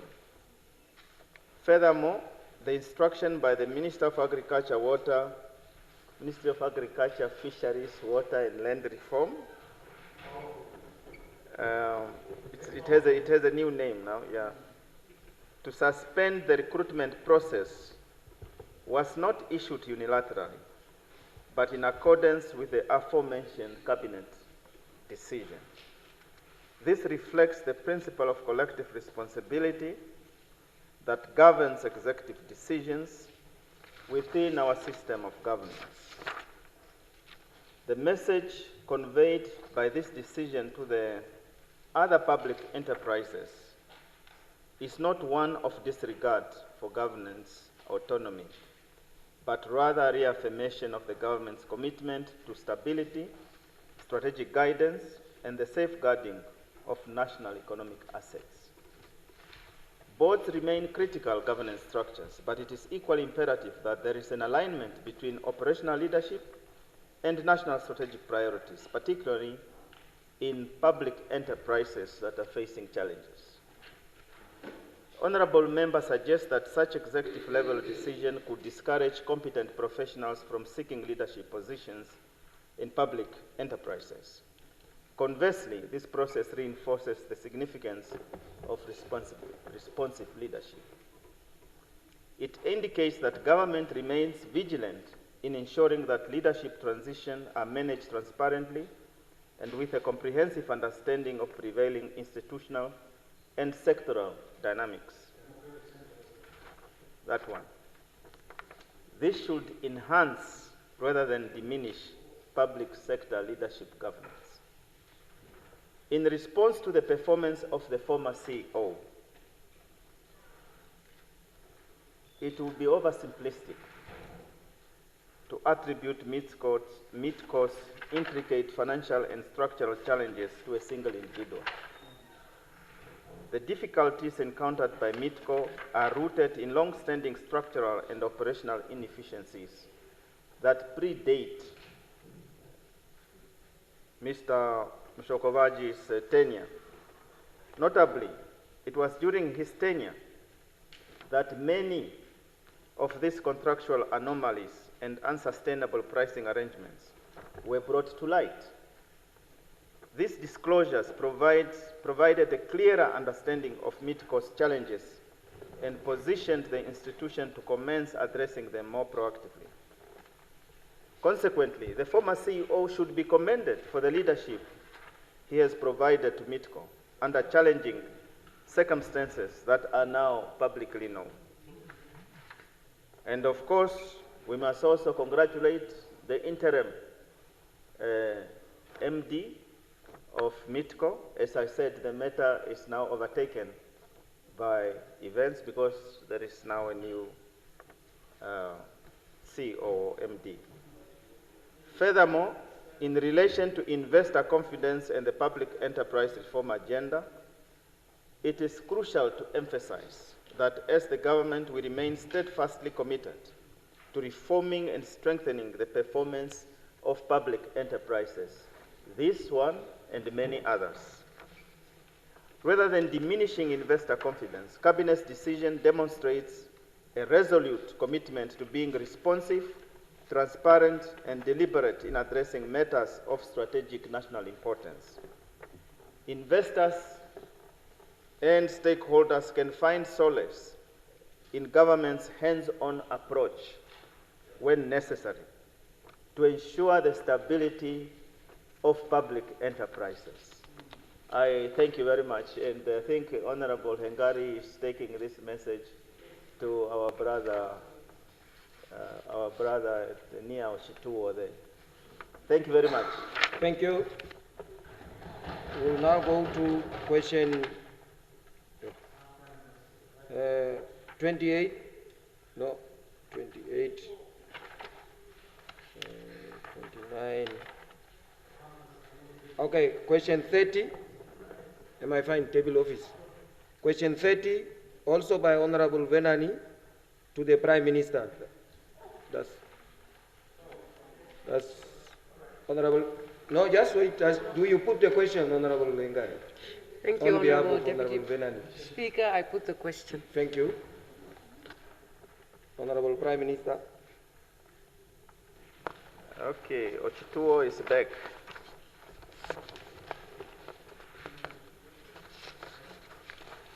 Honorable Deputy Speaker, honorable members, I rise to address the question posed by Honorable Venani regarding the benefits and office infrastructure allocated to former head of states. Former President's Pension and Other Benefits Act 2004, Act number 18, as amended, governs the entitlements extended to our respected former presidents. These include office space, staff support, transportation, security, which are all provided for and funded by the state. On the potential repurposing of existing office infrastructure, I'm pleased to inform the House that this matter is receiving serious attention. Government is assessing how best to optimize these properties in a manner that honors the legacy of our departed late presidents while ensuring prudent resource use. On the construction of new offices for former president, I wish to state clearly that there are no plans at present to construct a new office for the immediate past president, His Excellency Dr. Nangolo Mbumba. Equally, there is no policy to construct separate offices for each former head of state. However, a proposal to establish a shared office complex that can accommodate multiple former presidents is under consideration. Such a model would promote long-term cost efficiency and shared services. With regard to annual expenditure for the current financial year, the total budget allocated by the presidency to support the offices of all former presidency collectively amounts to 29,197,000. This budget covers office operations, utilities, personnel, maintenance for all former heads of states in accordance with the law. Regarding the premises currently occupied by His Excellency Dr. Hifikepunye Pohamba, it is important to clarify that the former president is operating from a government-owned building, not a leased or rented facility. Consequently, there are no rental expenses incurred by the state except for standard utilities. The current framework is grounded in legislation passed by this very House. As such, any shift toward a different model or providing for our former head of state will necessarily require legislative review. Until such time, the state remains bound by the obligations enshrined in the current law. Finally, in response to whether government intends to amend the existing legislation, I wish to underscore that the presidency, as the implementing organ, does not have legislative authority to amend such legislation. Should this House or any member thereof believe in a review is necessary, it is within the powers of the National Assembly to initiate the legislative process to that effect. I reiterate that the state remains committed to upholding the dignity and honor of former heads of state within the confines of prudent governance. These considerations will continue to guide our approach to this important matter. I so submit, Honorable Deputy Speaker. Thank you. We'll now go to question 47, also by Honorable Ngari, to the Right Honorable Prime Minister. Does Honorable Ngari put the question? I put the question. Thank you. Honorable PM. Okay. Honorable. Yeah.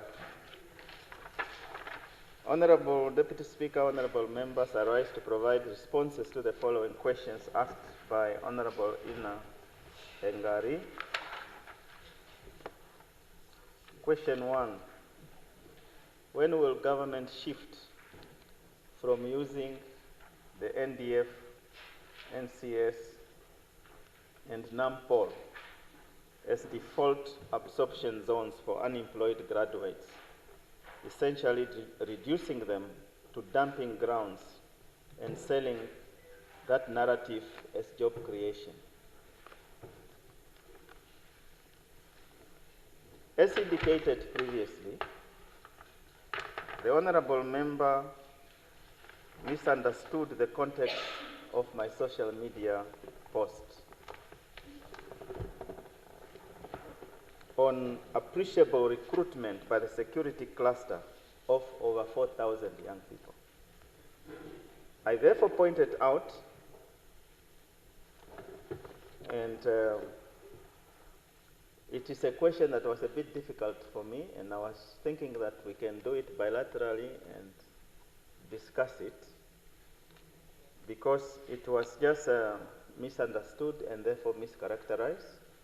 I know she doesn't mean what she said in terms of it being a dumping ground, insofar as all these young people are trained and trained efficiently in order for them to execute the functions that they are. But be that as it may, if she indulges me to continue, I will continue to answer through the Deputy Speaker, of course.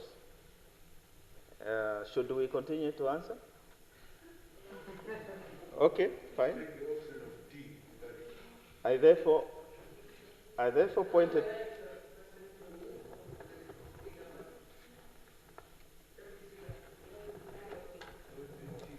Yeah. I think there is a request from PM.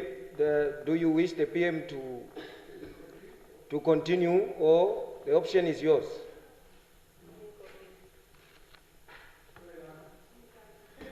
Can I respond? Yeah. Can I respond? Yeah. Yes. All right. PM. Because you made a request to yes. Yes. Yes, thank you very much, Honorable Deputy Speaker. I think this particular question has been overtaken by so many events. So I will accept the Right Honorable Prime Minister's request for a bilateral engagement over a cup of coffee. Thank you. Thank you. Thank you. Okay. Yeah, the coffee is accepted and amended with Mtete. Okay. Thank you.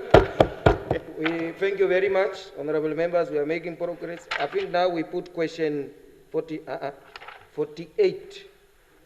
Yeah, again by Honorable Ngari to the Minister of Justice and Labor Relations. Does Honorable Ngari put the question? Yes, Honorable Deputy Speaker, I put the question. Okay. The Honorable Minister of Justice.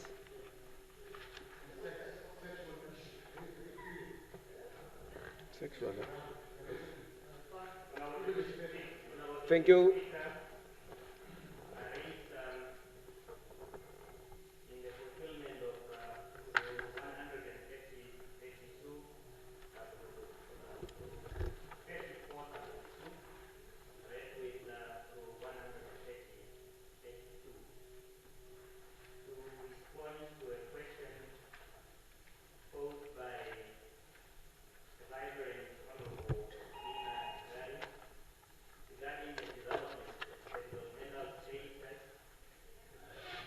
Hello, Honorable Vice.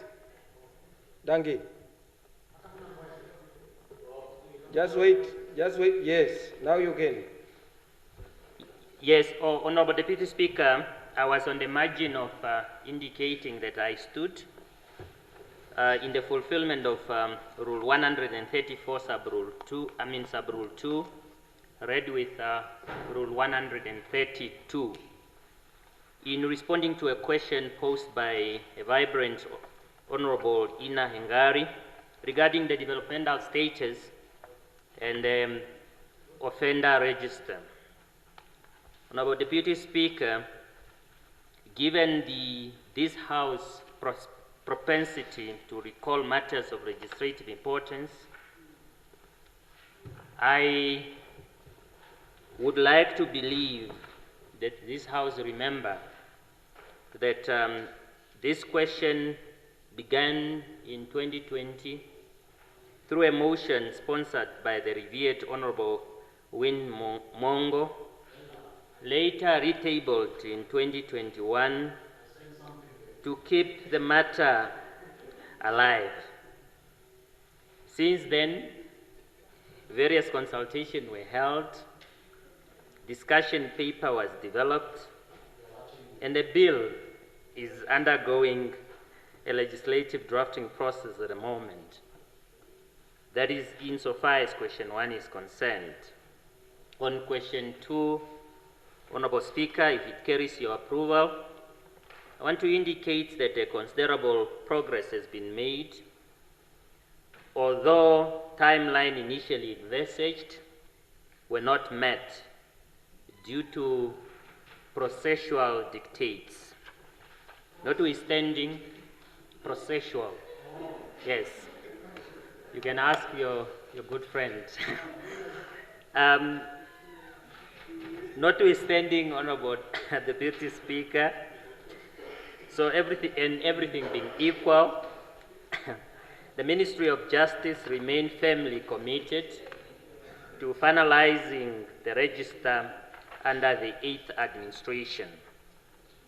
On question 3, consultations with key stakeholders revealed strong consensus on the need of the registrar in question. So therefore, and quite evidently, the register is long overdue. Given the scourge of sexual violence, it will then eventually cover all sexual offenses, with court deciding on the durations of listings, the balance, and to balance justice and the protection of juveniles, so they will be excluded. And the access will be through clearance certificates to safeguard the safety and the dignity of peoples involved or concerned. On question 4 and 5, and I'm really trying to correlate the question so that I use the time efficiently. So coordination and custodianship of the register concerned remain under robust discussion with the Namibian police under the ministry or the very able leadership of Honorable Ipumbu. Is proposed as an appropriate administrator for the registrar in question. Final decision will follow further engagement. This will also include a consideration of the positioning of the proposed sex offender register in relation to the register, insofar as keeping of it is concerned, and the maintenance thereof.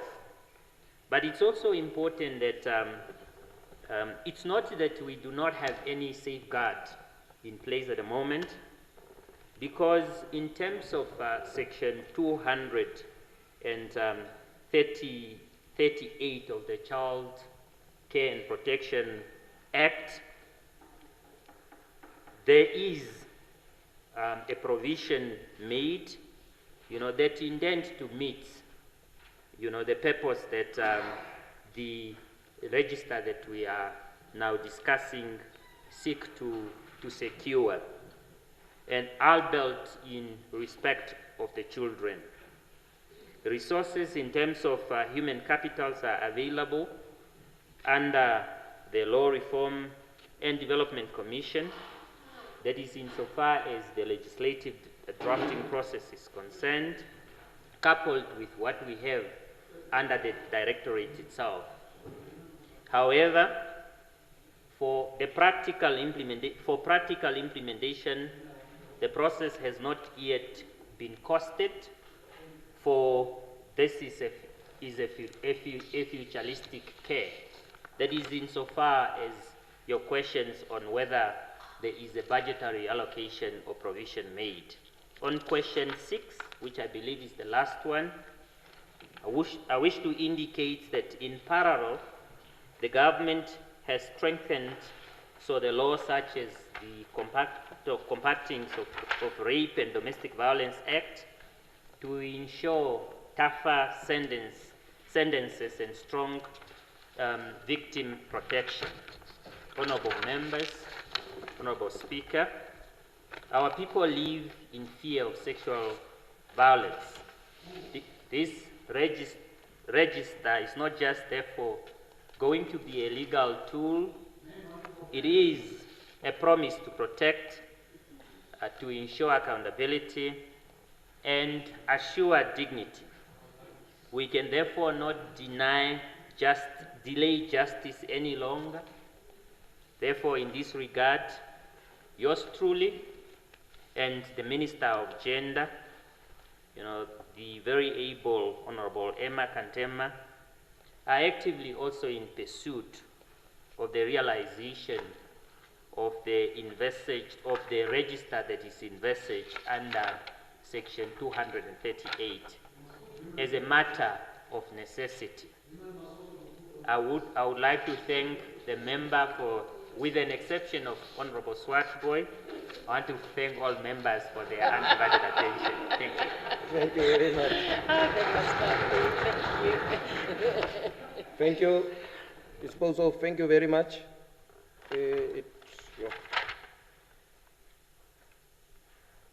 Honorable Mouton.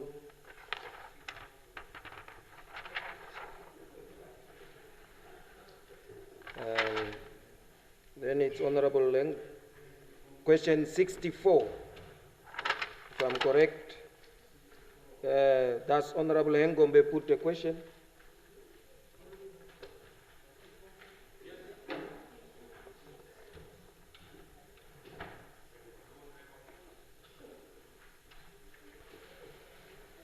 Yes, Honorable Deputy Speaker, I put the question. Thank you very much. I now give the floor for the Honorable Deputy Minister to respond.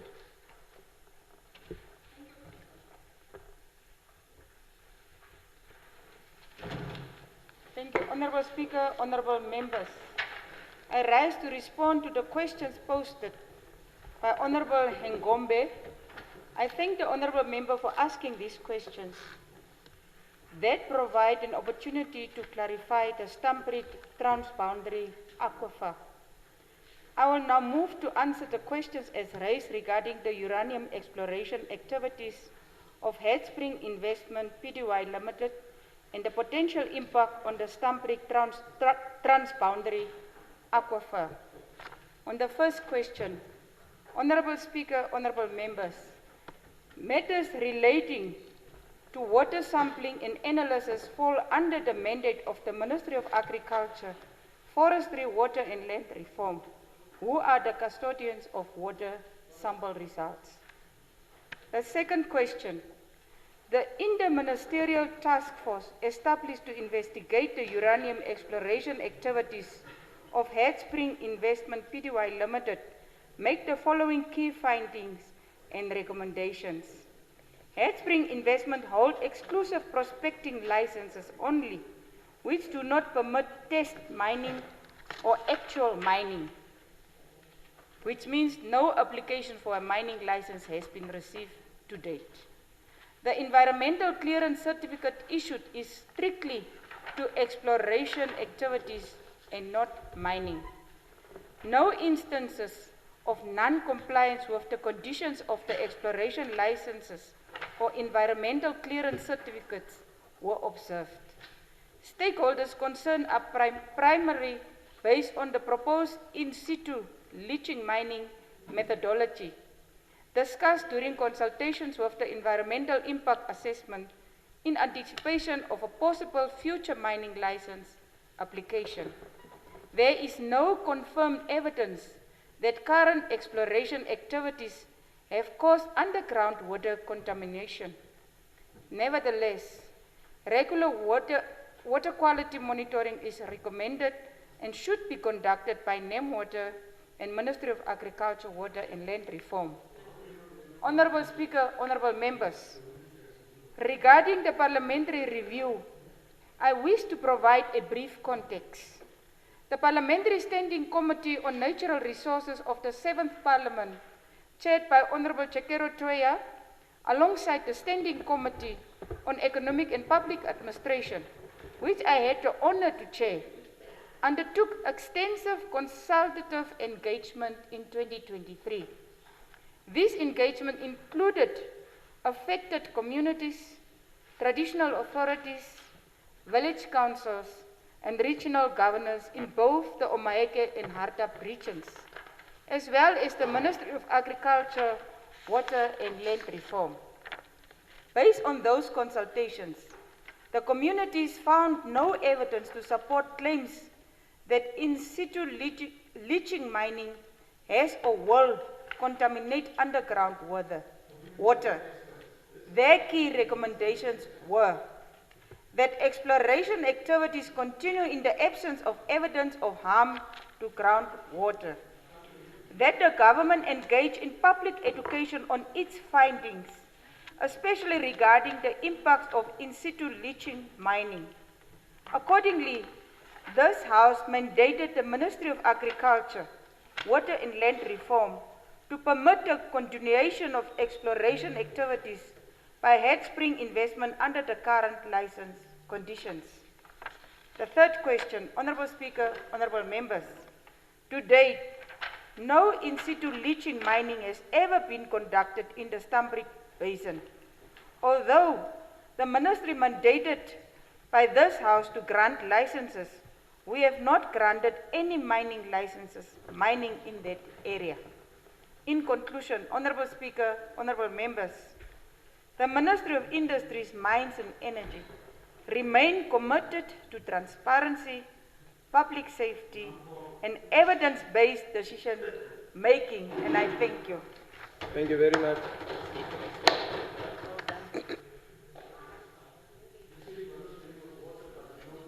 Yes, you have to. Honorable Speaker, am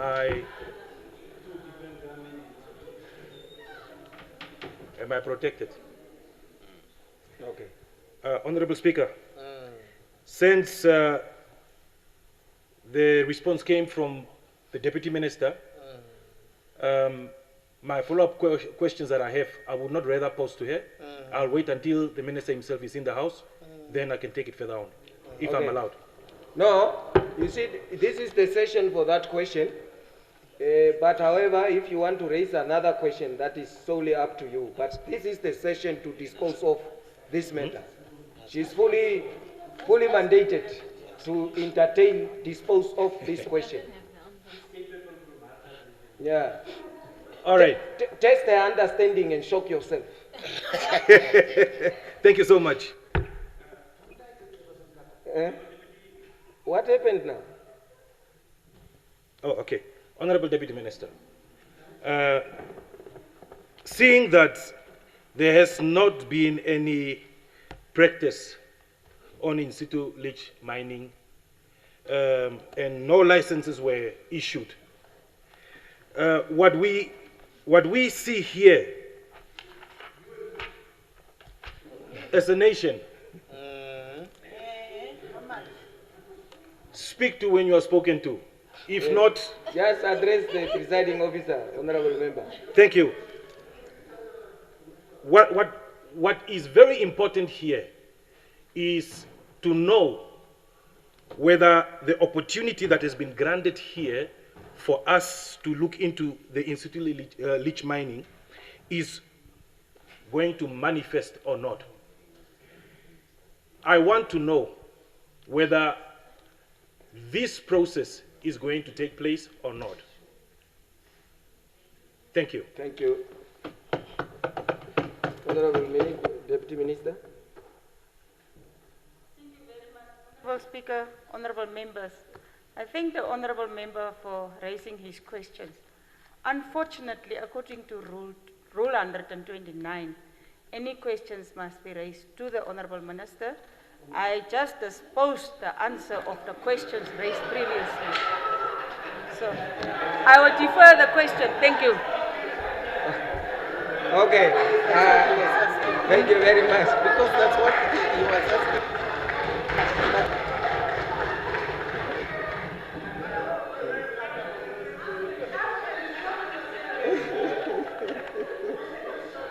Yeah.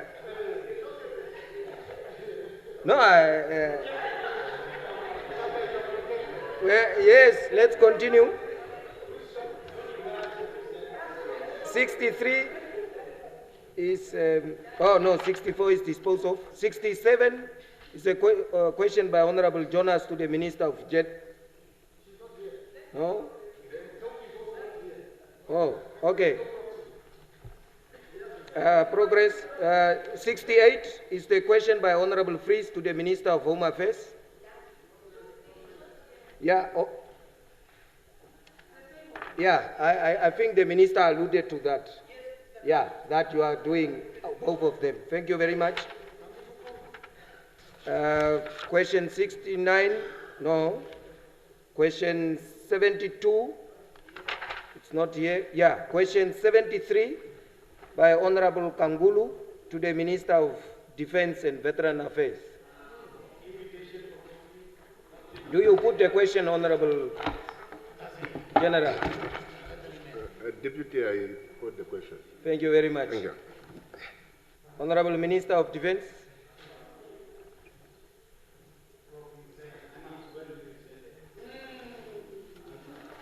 You see, I'm now using these things, you know.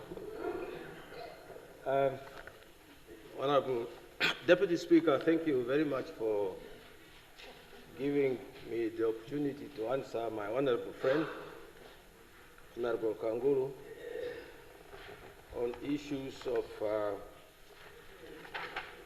very important issues on personnel. I suppose that is the question. The honorable member would like to know what the standard criteria for promoting military personnel across different ranks in the NDF are. The criteria for promoting in the NDF. My answer, honorable member, is the promotion in the NDF, as you know. That's not the question. Yeah. What is the question? Just take the seat, Honorable Minister. Yes, Honorable Kangulu. What is? I think you are on the wrong question. Okay, let me look at the one for 73. I will find it. I have all the answers. 648. No, what? Page 648.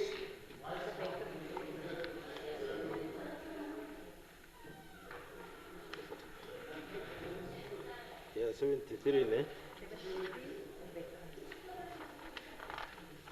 Let me see.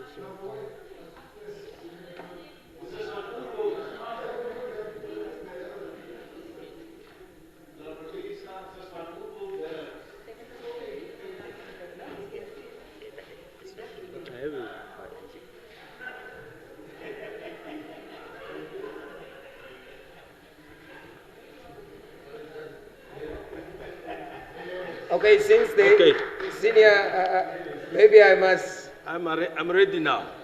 But then we'll go over the question of veterans. Oh yeah, that's very dear to me.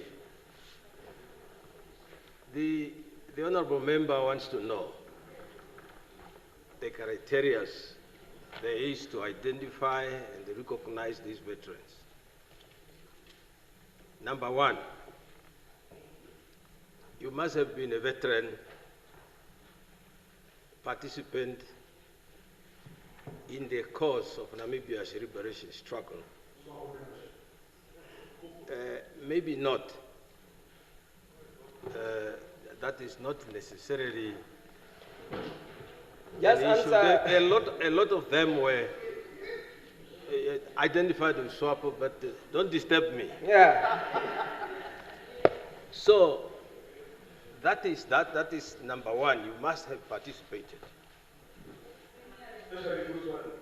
And then you appear before the board. And the board must agree with what you are telling them. And it is on the basis of that, the information you are providing and the testimonials you are providing, that will make these people in the board to recommend yes or no, whether you pass or you don't. But as we know now, information that was there, that was, information that we came with, the units where we're operating, is now being used by everybody.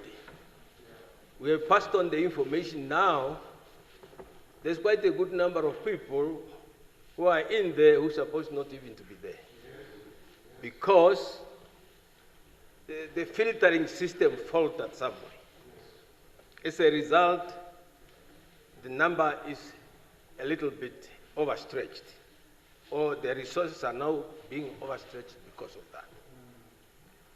So that is basically the gist of, ideally,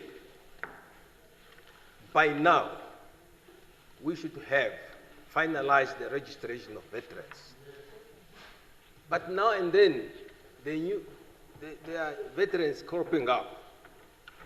I was here, and also now, every little thing that you have done, a person has done, is now being used. No, the other day, I cleared the footprints of combatants, and I was beaten. Therefore, I must. So these are some of the problems, and people are very unhappy. And there are those people who are duly supposed to, who have participated, be it politically. Of course, there are people, and I always say, the struggle to fight that, the struggle for the independence of Namibia was fought in Namibia. It was not fought in Zambia or Tanzania, where we were only there to prepare, to come and do it here. So that is the tenet, that is the core, that's the issue. So therefore, those who say I was in Zambia, that's not the criteria, really. So there were a lot of people who made it possible for the struggle to succeed in Namibia. The call that was made, the call that is being made, that the people who were here should be parked first, so that we deal with the other, cannot be condoned. We will treat everyone equal. If you are registered, you will be treated exactly the same way. Now, registering veterans, you are not registered as a group. There's no group registration. I remember when I went for registration at the beginning there, people who they were under my command at some point, some places, they asked me who I am. Say, but who trained you? I have to answer all those questions because they were in the file, in the form. You have to, because you are an individual. You cannot say, when I was with Comrade so-so. No. Comrade so-so must verify you. It's not so easy. You might have heard us answering questions here. Also, especially with the comrades who have been here. Who wants to say, because Comrade so-so is registered, I must ask, why is this comrade not registered? I want again to say, it's not about groups, it's about people. And information circulates. And what you know about me is not what my colleague here knows about me. It differs. We do different things at different times. So it is very, very important for that information to corroborate. So that is in a nutshell what I can say, but the first question derailed me a little bit. Thank you, Governor Chair.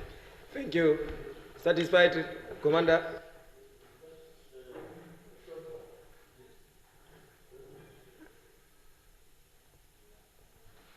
Yeah, thank you very much indeed, my counterpart. At that age, excuse, and you must be proud that even if you are leaving tomorrow, the institution will be in good hands.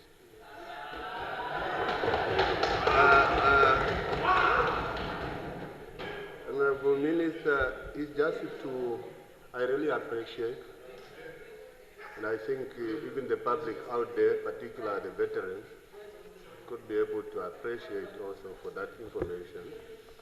However, I would like to request if Honorable Minister can be able to ensure that we fast track and accelerate this particular payment of veterans, because most of them, they are at the advanced age. By the time you will want to pay, he or she is already gone.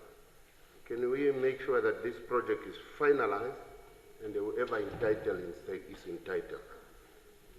The other one is just perhaps the categories. People, veterans paid different amount. I also a little bit having question to what brought those categories if the mission was one, the purpose was one. Why should one get 15,000, the other is 2,000? Why don't all be integrated for equal payment? And I thank you very much.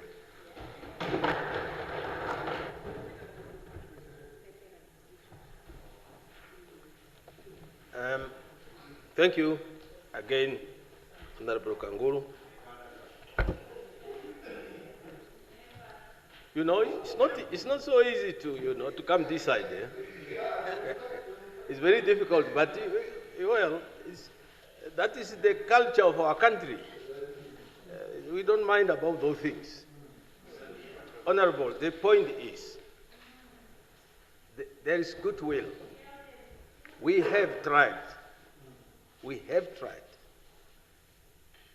You know, when we took over, when we were assigned to the Ministry of Defense and Veteran Affairs, one thing we did was to say, look, I had to go to late President Gainkov and say, Comrade President, Your Excellency, these projects of veterans is becoming difficult. These people are becoming old. Many of us cannot make programs, projects. We go to this, these young people create a project for me, I cannot maintain it. So why can't we find another formula? If it is to help these veterans, why don't we just consider cash? I remember President Gainkov said, and so these are our people, try it. Let's see how it will work. So then, because the document that the policy is a project amount is up to 200. So I took some trips. Some of them I had some meetings with veterans, some of them very, very hot. I remember some of them really saying, yeah, you come to us with your stomach full of S&Ts. So I came to them and I said, well, it's good that you know that there's S&Ts. You once benefited yourself. But in any case, it was difficult. But we discussed and we agreed to say, government is meeting us halfway. So let's agree to get something. Say it's better than nothing, fewer than nothing, little than nothing. So we agreed at 170. Then what did we do? We said we introduced a program called First Come, First Serve. We went in there and I said, register everyone. Make sure that you have a clear program, a clear list. If Kapofi was 1990 or 2014 or 2015, I must follow those who were in 2012. So we started that. But we also said, look at the aged people. There was an outcry of people who are clocking 100. We went in there and I said, all those clocking 100, all those who are at 90 plus, make sure, up to today, we are looking at that. The only problem we have is the funds are not enough.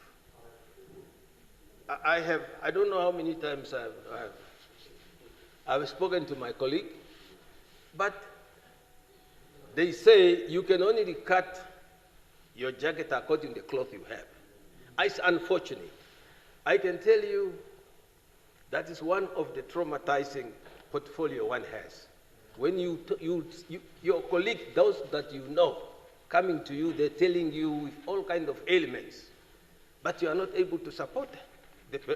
And the next day you hear the comrade is gone. It is serious, comrades. It's a really serious problem, but we have tried and we are trying and we are still trying with my colleagues here and through the government. The issue of the differentiations, it was based, especially, there was all of the veterans are getting 2,200, all of them irrespective. But there is an additional. Those who were there, the explanation was especially, there is a 4,000 given to the combatants of plan. Why? It's just because these are the people who have survived the brutal part of our struggle. They were really, those who were deployed, those who were in combat, that was supposed to be the only people benefiting from this. It's just to have a little bit of saying, well, guys, you did well, but you survived, but you know, take this one. We had people in Robben Island. Those are given something like also around the same, but a little bit more, about 5 or something. And Kaikanahap, that's around Marindal. Those people really were brutalized. Really. So they were getting that. There is really nothing, something like this one is 15,000. No, it's not like that. It is around, some get 5 additional and then it's 7. Some got, the planned combatants get 4, mixed it's 6. I remember there was a group of some of old veterans. They are veterans.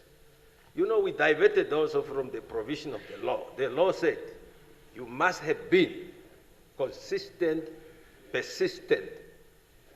But we diverted a little bit and we accommodated everybody. We know, well, the struggle was long and bitter and we... Okay, so that is I think I can, it is just because of those considerations that these tokens are given to those people. Thank you. Thank you very much. Yeah, no, it's time, I know, but it's because of them that we are here. And I think we must applaud. They say, yeah. They say in English, the truth is not always a good thing, but it's always the best. When you give it the best, there is nothing that you can do. And I think on that note, the House stands for automatic adjournment until Tuesday, 2:30. Thank you. Tuesday.